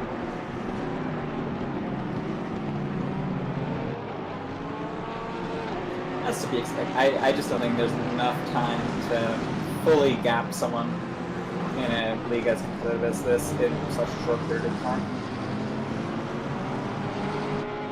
Yeah, and I'm just going to go ahead and confirm that everybody is still on the lead lap, save for those who have been through the pits, and including some of those who have been through the pits.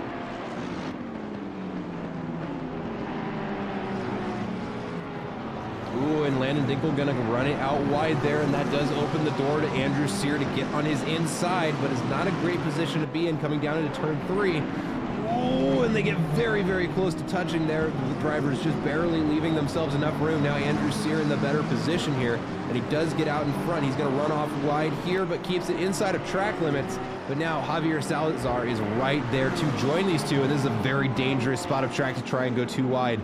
And unfortunately, Landon Dinkel's going to get the short stick there and has to run it off wide and loses 2 positions as a result.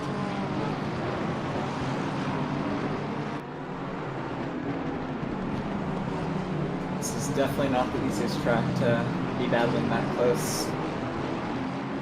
But there, right there, you could see the difference in how those two McLarens approach that chicane versus the monster truck BMW, which just powers it out. Yeah.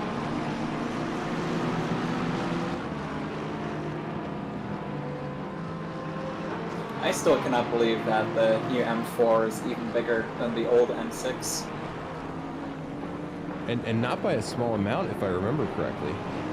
I think it's a lot wider, not as tall, but the same length, something like that. It's a little bit bigger, but the dimensions are slightly different to it.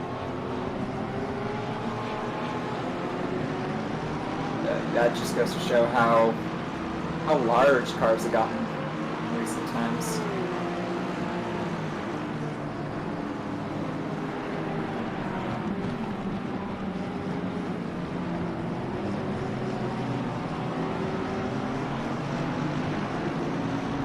So 3 minutes left in the race. Do we have 1 lap left, 2 laps left?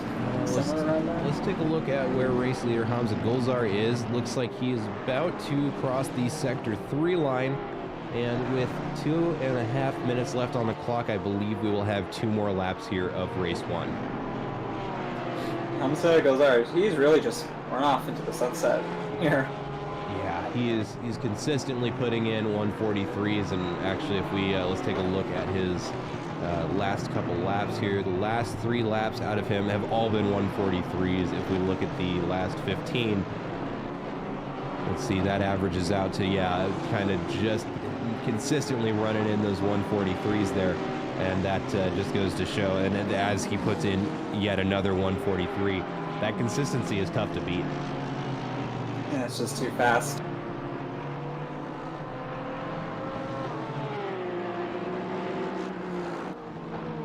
We've got another pack of cars here beginning to form. Sebastian Erdmann, having to serve a drive-through penalty, finds himself down on the grid and having to make up some positions as best he can. Not a lot of time left for him to do so, but he is fighting tooth and nail with these the slower traffic. Ooh, and there's a bit of contact there between him and the Aston Martin. It looks like a little bit more coming through the corner, and he does manage to push his way through there.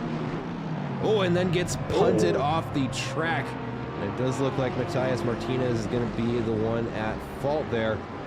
That'll be reviewed by the stewards after the races, and I'm sure they will. They'll have fun figuring out what to do with that. Straight to the reports discussion channel.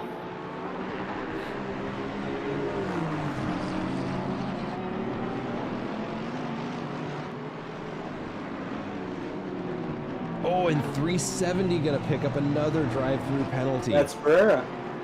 That's Estefano Barrera. Uh-oh. Indeed it is. In 10th place, Estefano Barrera, after quite the recovery drive, is going to pick up a drive-through penalty on what is sure to be the final lap of this race. And that is not going to feel great. And another one handed out to 202. Guys, you only got a couple seconds left in this race, and that is going to be Paul LeBlanc. It'll be his second time through pit lane. And leader is on the final lap now. There's already not much time to recover from a mistake like that, but when there's 25 seconds left in the race, there's just really nothing you can even think of doing. No, at that point, you just got to take the time penalty, I think.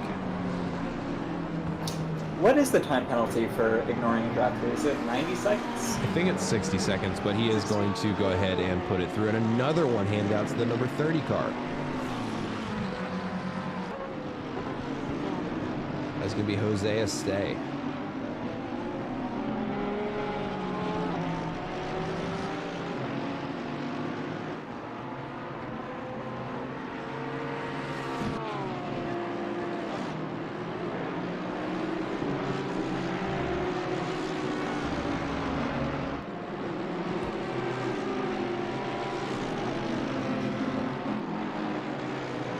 I don't know if it's happened yet or something that's going to happen with the future 1.9 update, but I believe Eris was mentioning that they're going to update the physics of the Evo Merc to match the Evo 2 that's upcoming at some point. I believe they got data for that. Something similar to the Honda update, which turned it from never being used to one of the top cars in the game. Interesting.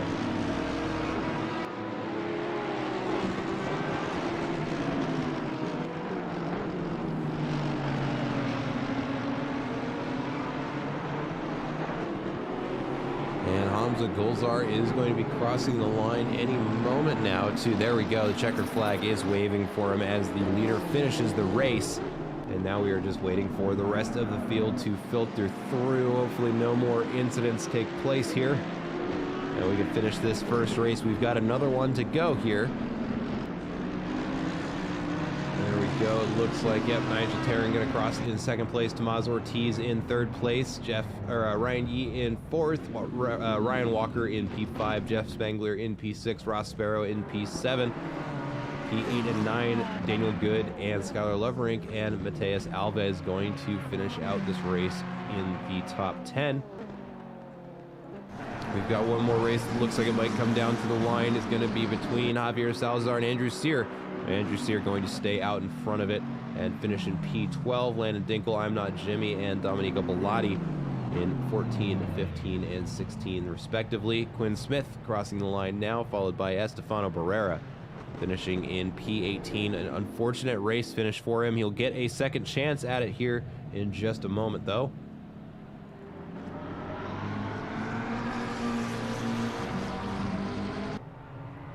It looks like a last-minute position change there for Luis Velez. Moves up a position on Matias Martinez there in the final seconds of the race.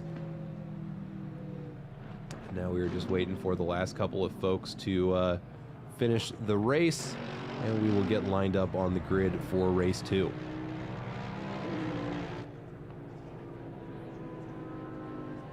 Jose is taking to finish this race from the pits. Let's see, is there anybody else out on track? It doesn't look like it. So now we are just waiting for the session to flip over, and we will get the second race underway. There's another shot of race winner Hamza Gulzar for race 1.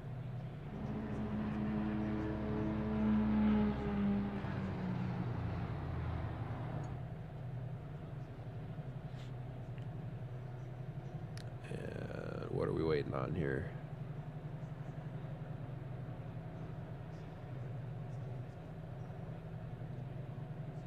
Not sure what the game thinks we're doing.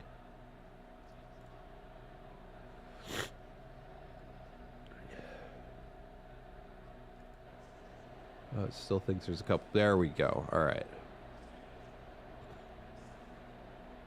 All right, and that is race 1 finished. And in just a moment here, the session will flip over, and we will get the next race underway. And actually, there we see Jose Este picks up a plus 30 seconds. That is going to be the penalty for not serving a drive-through before the race was over. Although in that case, I don't think that's his fault. That's how it ended. There's not much you can do there.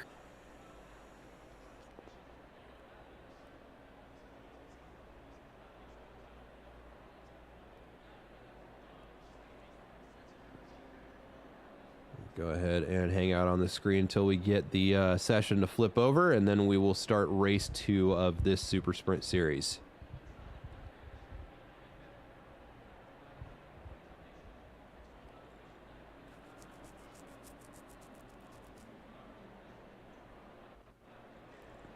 There we go. We've gotten everybody lined up on the starting grid for race 2. Let me get my cameras sorted out here.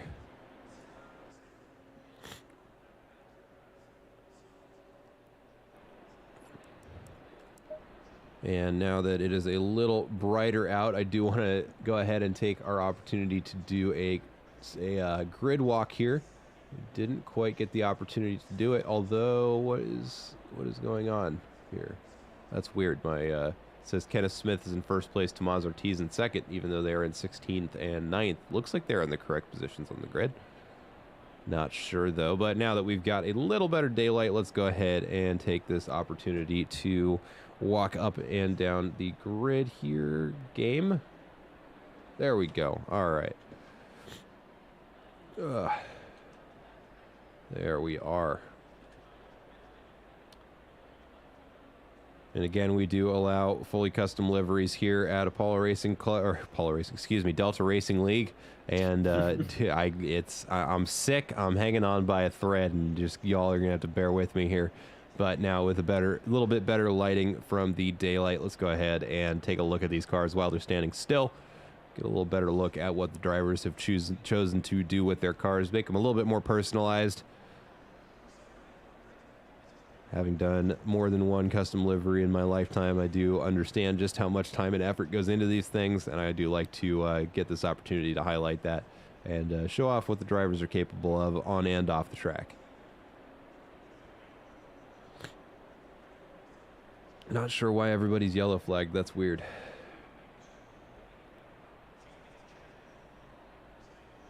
It's probably one of the many little bugs we encounter in ACC. Yeah.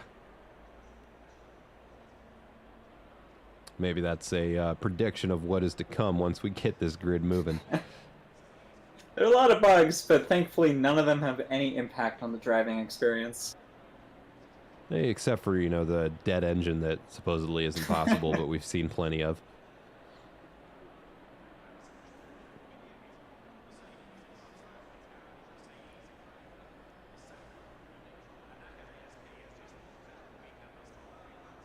Have you ever money shifted a car in Assetto Corsa?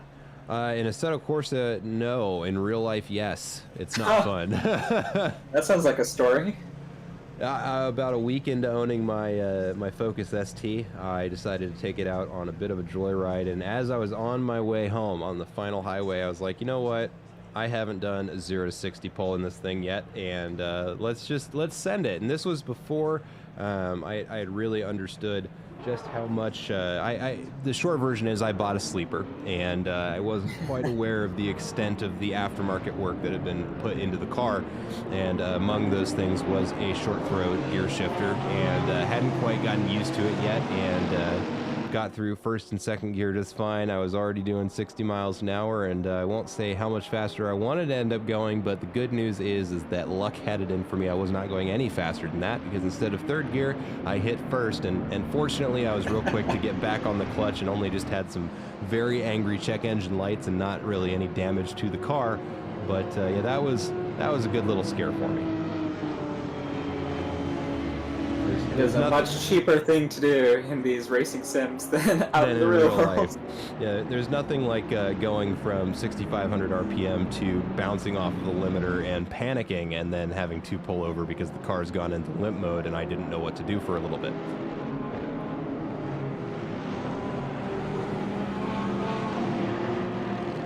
I forgot we were doing another race, and I just saw that Porsche send it straight through 3 or 4 cars. I thought it was going to be a big pile.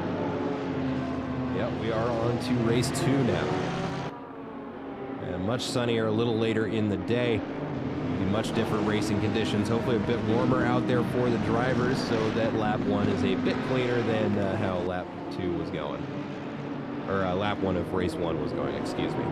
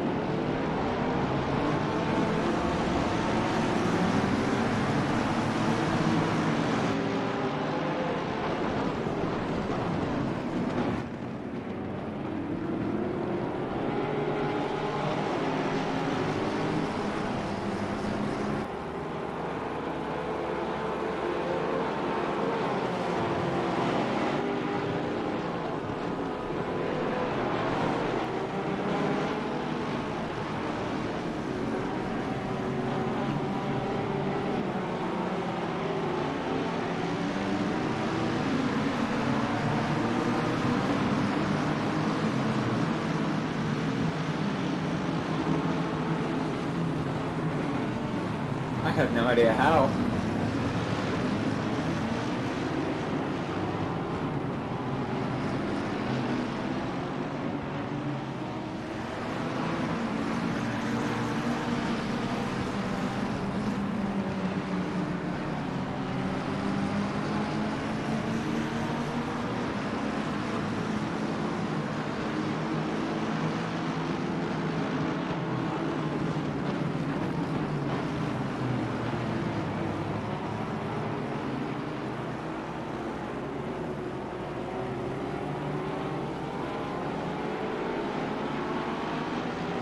I apologize there, ladies and gentlemen. Had my microphone muted, but I am back, and we are going forward with this race. Not sure what is going on with the race gap timers there on the side. I'm seeing all kinds of new colors that I've never seen before. I didn't know there were green numbers. They're green numbers now. Q6 has lost 10 minutes in the first 3 of the race. Yep. Maz Ortiz is 512 seconds behind a car that he is about to touch bumpers with. That's how the race 2 is going. I wonder if I can let's see if I can fix that without breaking it. Nope, doesn't look like it. Okay, we're gonna ride it out.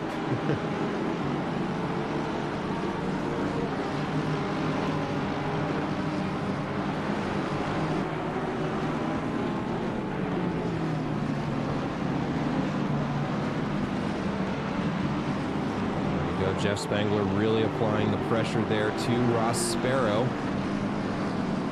But as we mentioned, we can see just how narrow this back half of the track is. There is just no room for those cars to get through, especially with how wide that AMG is.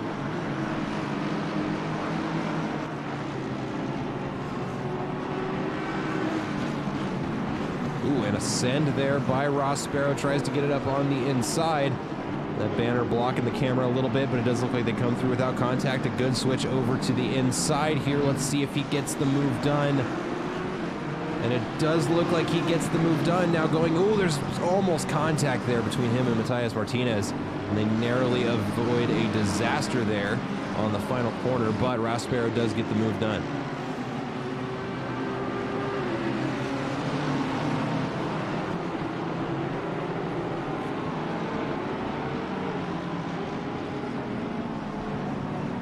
Too wide through turn 1, and Matthias Martinez again getting left hung out to dry on the outside. Jeff Spangler able to sneak through. Now James Morris wants a piece of him.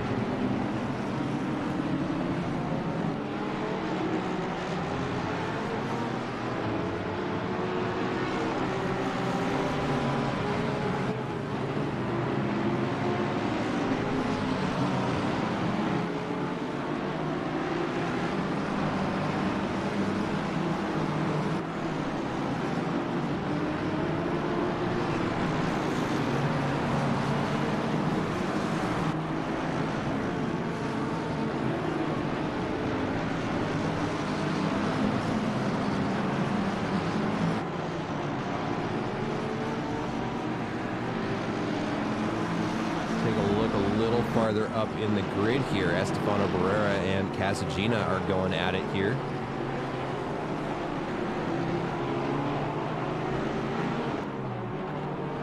Just in front of him, Hamza Gulzar, just within a second of the race leader, Nigel Terran, and he's managing to fend off second place a little bit longer this time around.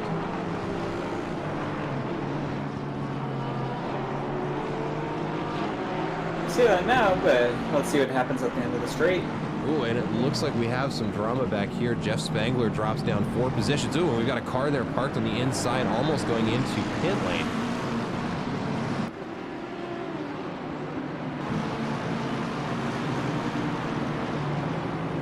Oh, and this is not going to go well. We've got 3 cars going to try and enter turn 1 at the same time. Ferrari late on the brakes there, does manage to squeeze through, causes a bit of a traffic jam, but Jeff Spangler with a better line able to get the position back. The two of them almost touching going down the straight. Give each other room, fellas, come on. Oh, and there is contact there, and Jeff Spangler gets spun around and put into the wall. Oh, and that's not good. The BMW of Landon Dinkel goes sideways and gets collected by Kenneth Smith. And those two now are just dropping down the positions, waiting for their chance to get back on the track. Oh, and they're still trying to get that sorted out. That is not good news for either one of them.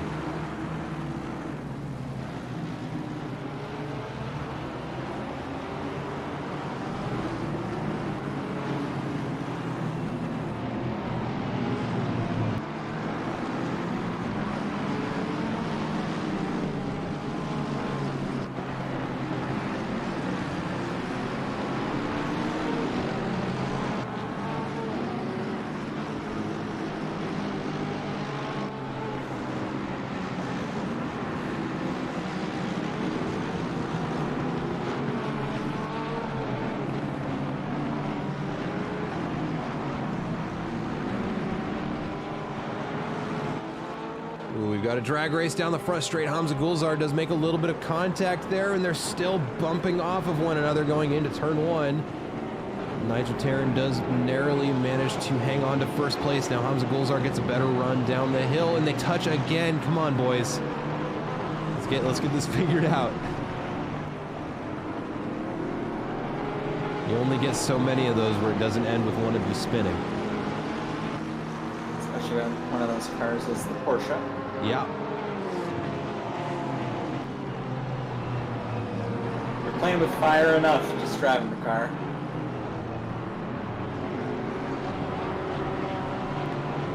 Ooh, Casagino runs it off wide there. Looks like he has to take a weird bounce off the curb.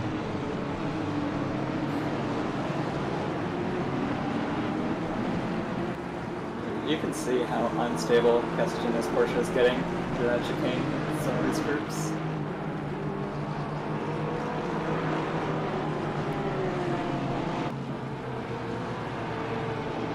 Well, it is interesting, too, to see that we've got two Honda Porsche battles here for position.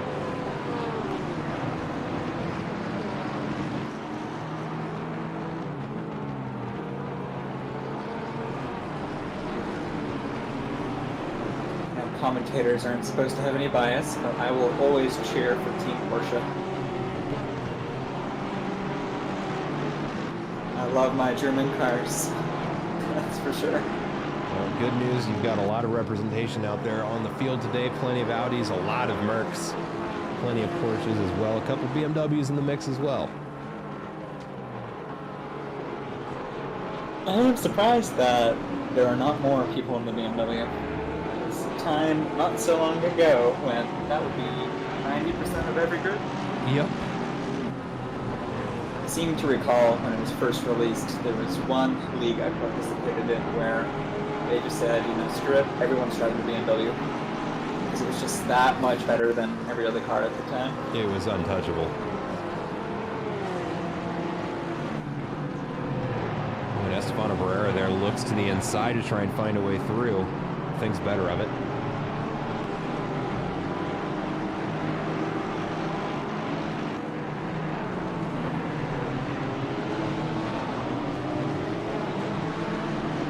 Ooh, and it looks like a rough line through there puts Casagina off wide, and that is going to open the door to Estefano Barrera to try and make a way through. Casagina not giving up yet, and there's contact between them. And now Skylar Loverink has caught up to the battle. Ooh, and that was a dicey line there by Casagina, but he finds room to make it happen. And there we go, we see the blinkers from Estefano Barrera. Not happy about that move there.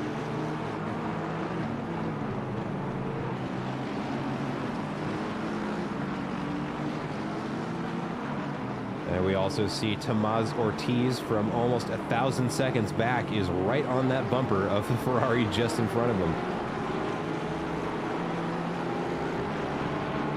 It does look like Casagina starting to pull away from this a little bit.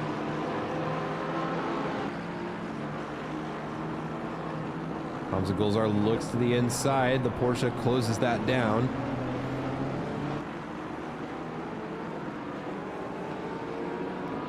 Ooh, we've got the blue flag waving for that BMW back there.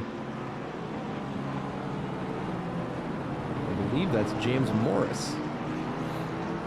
Something must have happened to him earlier in the race.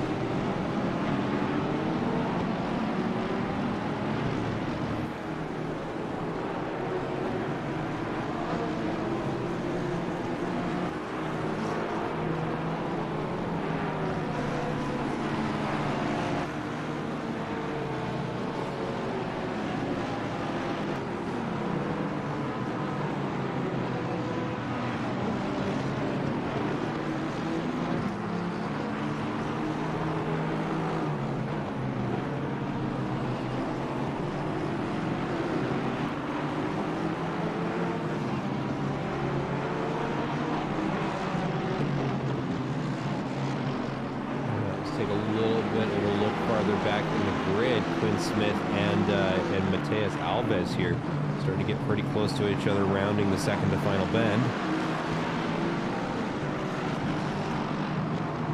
It is going to be Ferrari Lexus drag race down the front straight. Both of these pretty evenly matched in a straight line.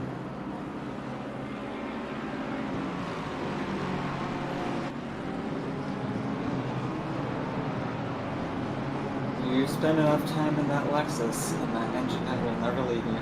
True that. And I can confirm it is as angry and throaty in real life as it is here in the sim.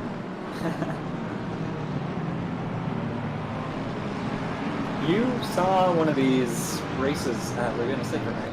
Yes, I did. I was there for one of the IMSA events there. They did the mixed class race between the prototypes and the GT3 class.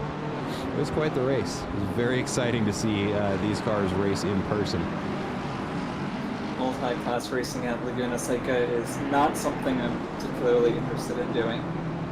Oh, and Quinn Smith almost misses the chicane there. But does manage to keep it or get it back on the track out in front of that Ferrari.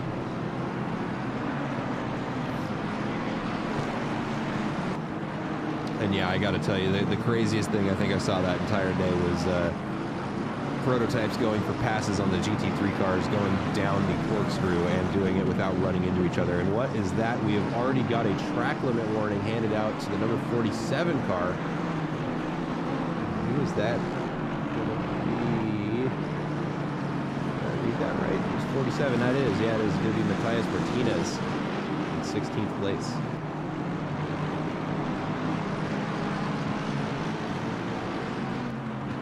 See what position he comes back out in.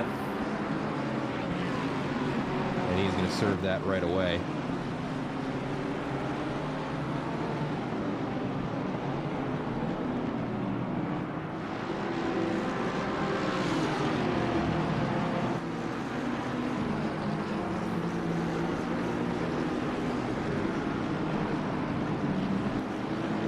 Nearly 10 positions lost.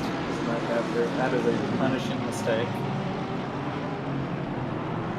And comes out in 28th. He loses 14 positions as a result of that drive-through penalty. That is unfortunate.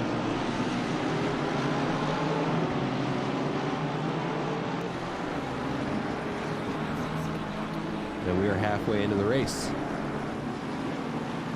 15 minutes down, 15 to go. And we're only 8 laps into this race.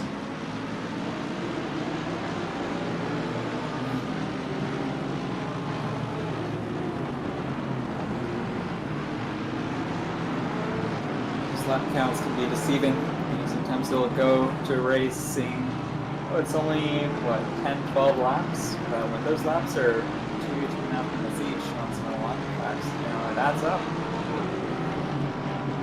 Yep, that's exactly right. I think last race we saw 17 laps total, so about checks out.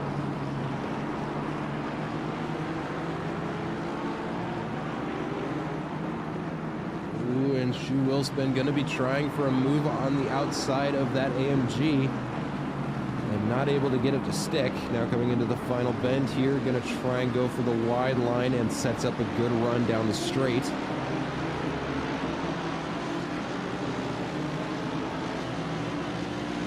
But that AMG is just a rocket ship in a straight line. Oh, he goes for it though. And on the inside, that is a great move done by Shu Wilspin, moving him up into 18th place.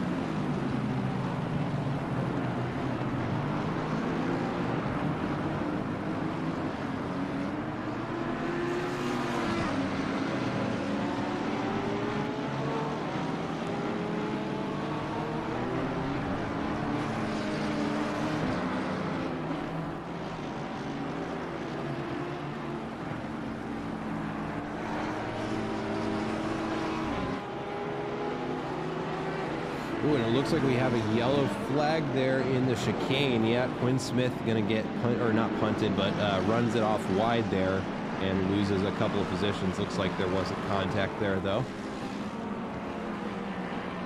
And let's check in on our race leaders here. Hamza Gulzar and Nigel Tarrin duking it out for first place still, now coming down the front straight. Excuse me.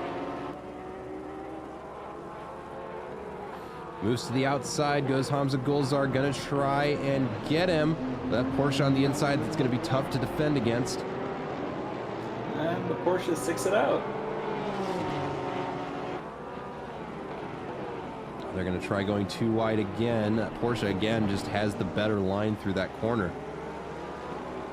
And it can be a tricky car to pass on a circuit like this.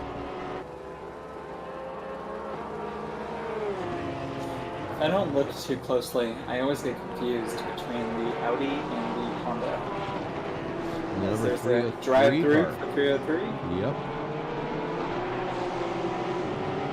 I can't remember who it is, but I believe they got one in the last race as well. That is unfortunately, that is Nigel Tarrin in first place. Ooh.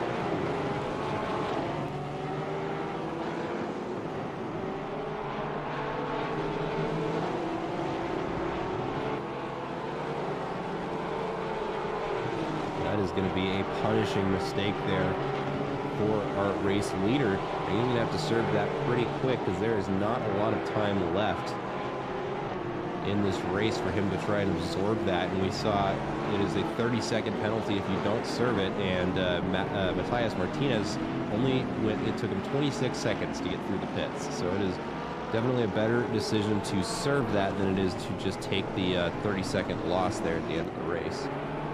But he stays out another lap. What happens if you ignore black flag for a warning? The race hasn't ended yet. I believe that is a greater penalty than it is to finish the race with it. I don't know how much, though. I think it's 90 seconds. Yeah, it's just not worth it. Just get the penalty over with and do the best you can. Man, Hamza Gulzar just... Oh, and we see Casagina getting a bit of a slide going on there, but it looks like he catches it.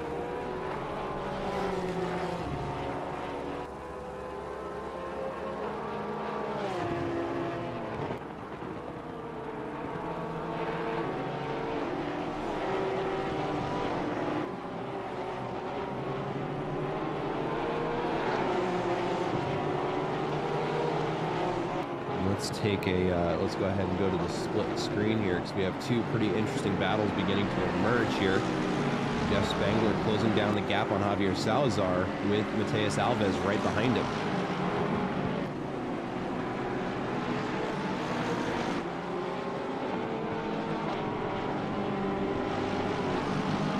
And with Quinn Smith closing, this is soon to be a four-car battle for 12th place.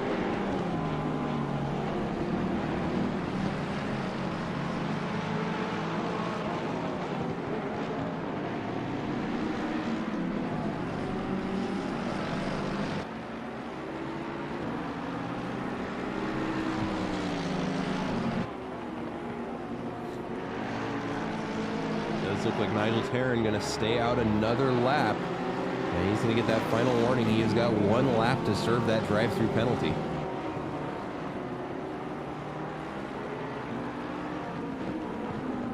Now Hamza Gulzar on the inside. We've seen this play before. That Porsche on the outside is going to have a hard time defending against it. And there we go. We see Hamza Gulzar does nose out in front of him. The inside line there for the Porsche is going to be better. He's really squeezing Hamza Gulzar off the track. He's not going to be happy about that.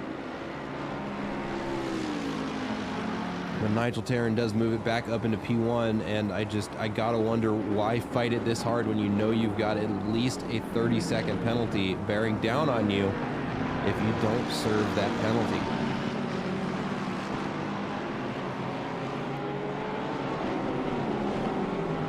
Maybe trying to back it up enough to give himself an extra second to try and catch back up, but I just think it's too late.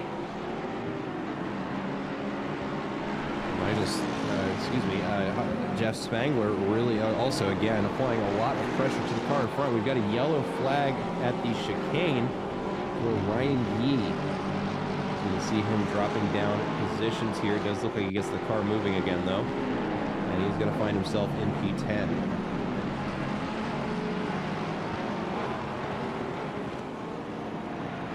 Now the question is, does Nigel Terran know he has a penalty or not?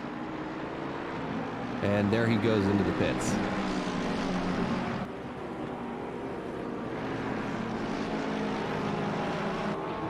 Let's see if Gozar runs away with this, or if Casaginat can make it a bit more interesting.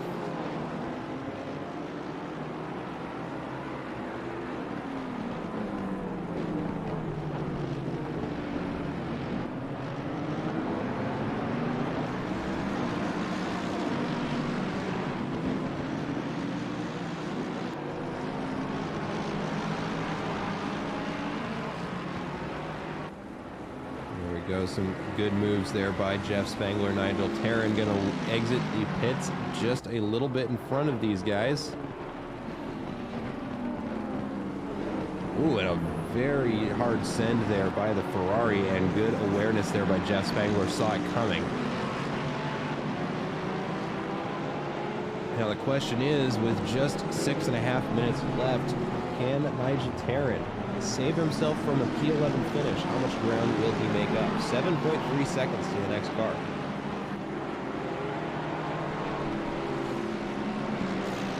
He's going to have to do the laps of his life, I think, just to even catch one car in front of him. Oh, and there's big contact there between Stubby McNubby and I'm Not Jimmy, but good recovery by the Aston keeps it from spinning all the way around.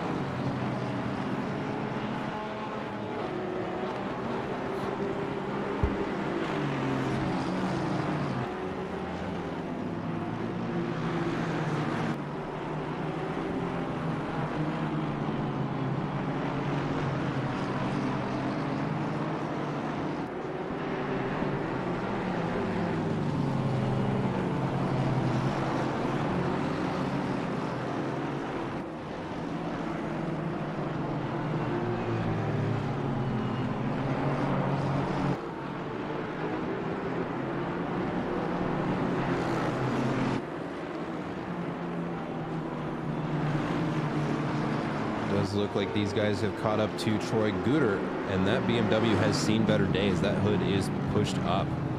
Oh, and I think that may have been contact between him and the other car behind, and they go missing. Not sure quite what happened there. We've got another car off track there. It does look like the other two cars managed to avoid a collision there, but Stubby McNubby going to get a good lead on that pack there as a result.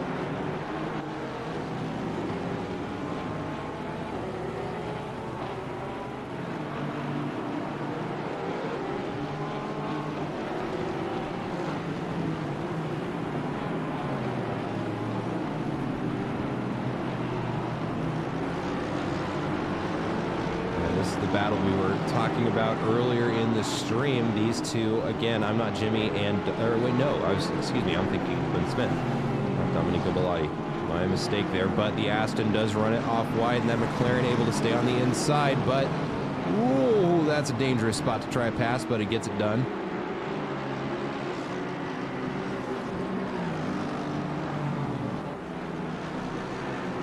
Billy behind him closing up, and contrary to the leaderboard, he is not 2,000 seconds behind.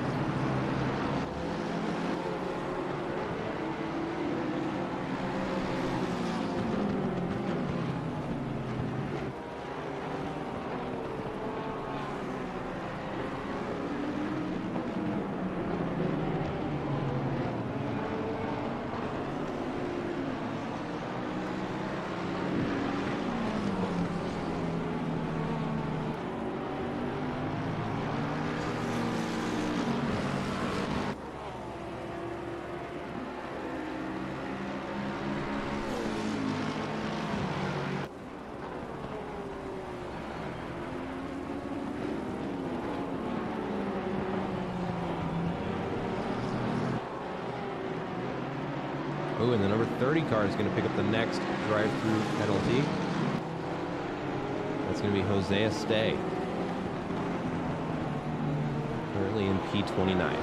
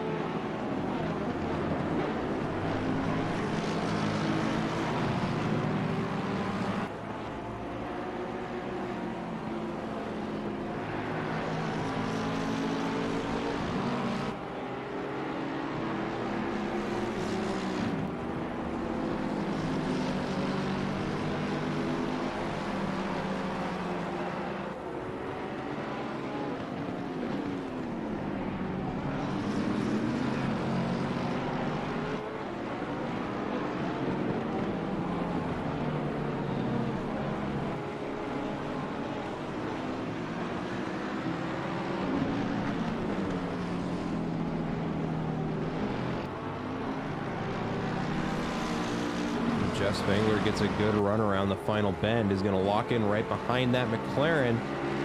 Let's see if he's able to do anything with it. By the end of the straight, he moves to the inside to try and get the slingshot through. And it looks like he's going to get the move done, but it is not over yet. He runs it out a little bit wide, but does stay in front of that McLaren and nets himself another position gained and puts himself in 12th place. Such a big advantage having that big Merc V8. It's just able to put so much power down. There's really nothing you can do about it. I don't think the McLaren is slow, but I do think it's reliant more on its general aero design to have not a lot of drag compared to just the brute force of a Sherman V8. Here again, you'll see the difference in the curb approach. Well, the Merc can just throw itself over those sausage curbs as if they're not there. And you can see the McLaren just trying, it has to take a different line. You either got to put it through the middle of the car and hope that you've got enough wiggle room there in the suspension to not eat it. But, oh, and just like that, leader is on the final lap. What seems like only seconds have passed, and we are already almost finished with race 2. Let's take a look over here. We've got a 4-car battle here for 7th place. Daniel Good out in front, followed by Ross Sparrow, Ryan Yee, and James Morris.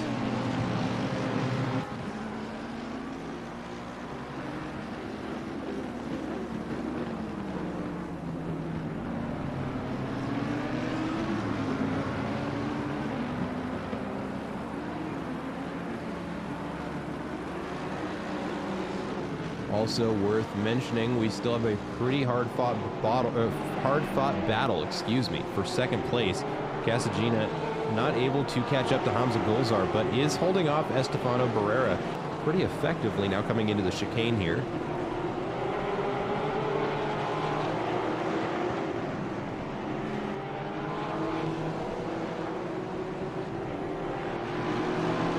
We'll throw up that other battle we were just watching for 7th place.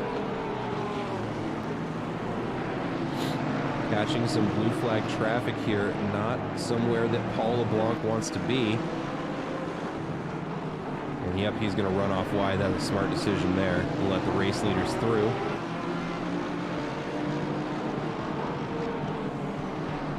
And it does look like Casagina is going to be able to fend off Estefano Barrera for race 2 and will finish in 2nd place.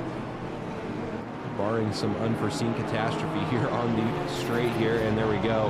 Hamza Golzar going to bring in his 2nd race win and finishes in 1st place. Casagina in P2, Estefano Barrera in P3, Skylar Loverink and Thomas Ortiz in P4 and 5. Ryan Walker crossing the line there in P6. Daniel Good coming down the final straight. This pack of 4 will finish in 7, 8, 9, and 10 respectively.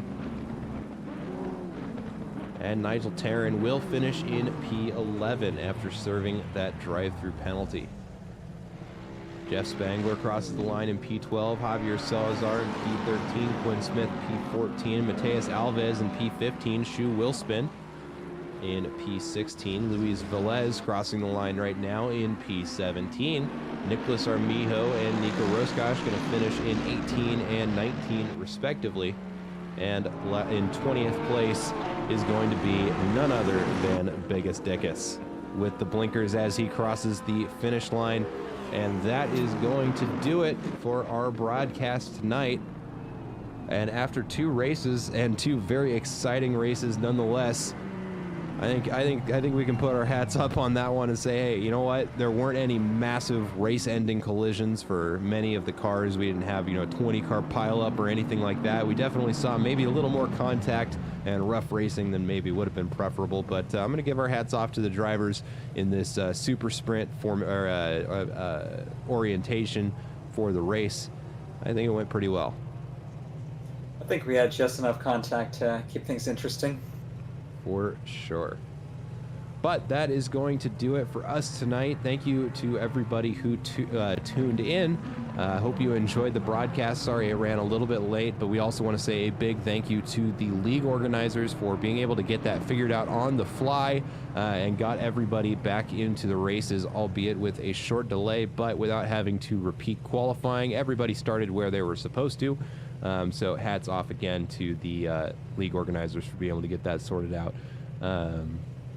But that is going to do it for us. Join us next week. We are going to have our standard 1 hour race, but it is going to be at Bathurst.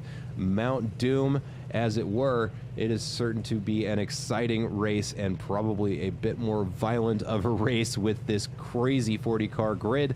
So be sure to hit that subscribe button. Keep your eyes on those notifications. I try to get the stream going just a couple of minutes before qualifying to get everybody an opportunity to get in here and start watching the action. But it will not be a race that you want to miss. So we hope to see you next week. Thank you again for joining us for this super sprint here at Hungaroring, and we hope you enjoy the rest of your Sunday evenings. Have a good night, everybody.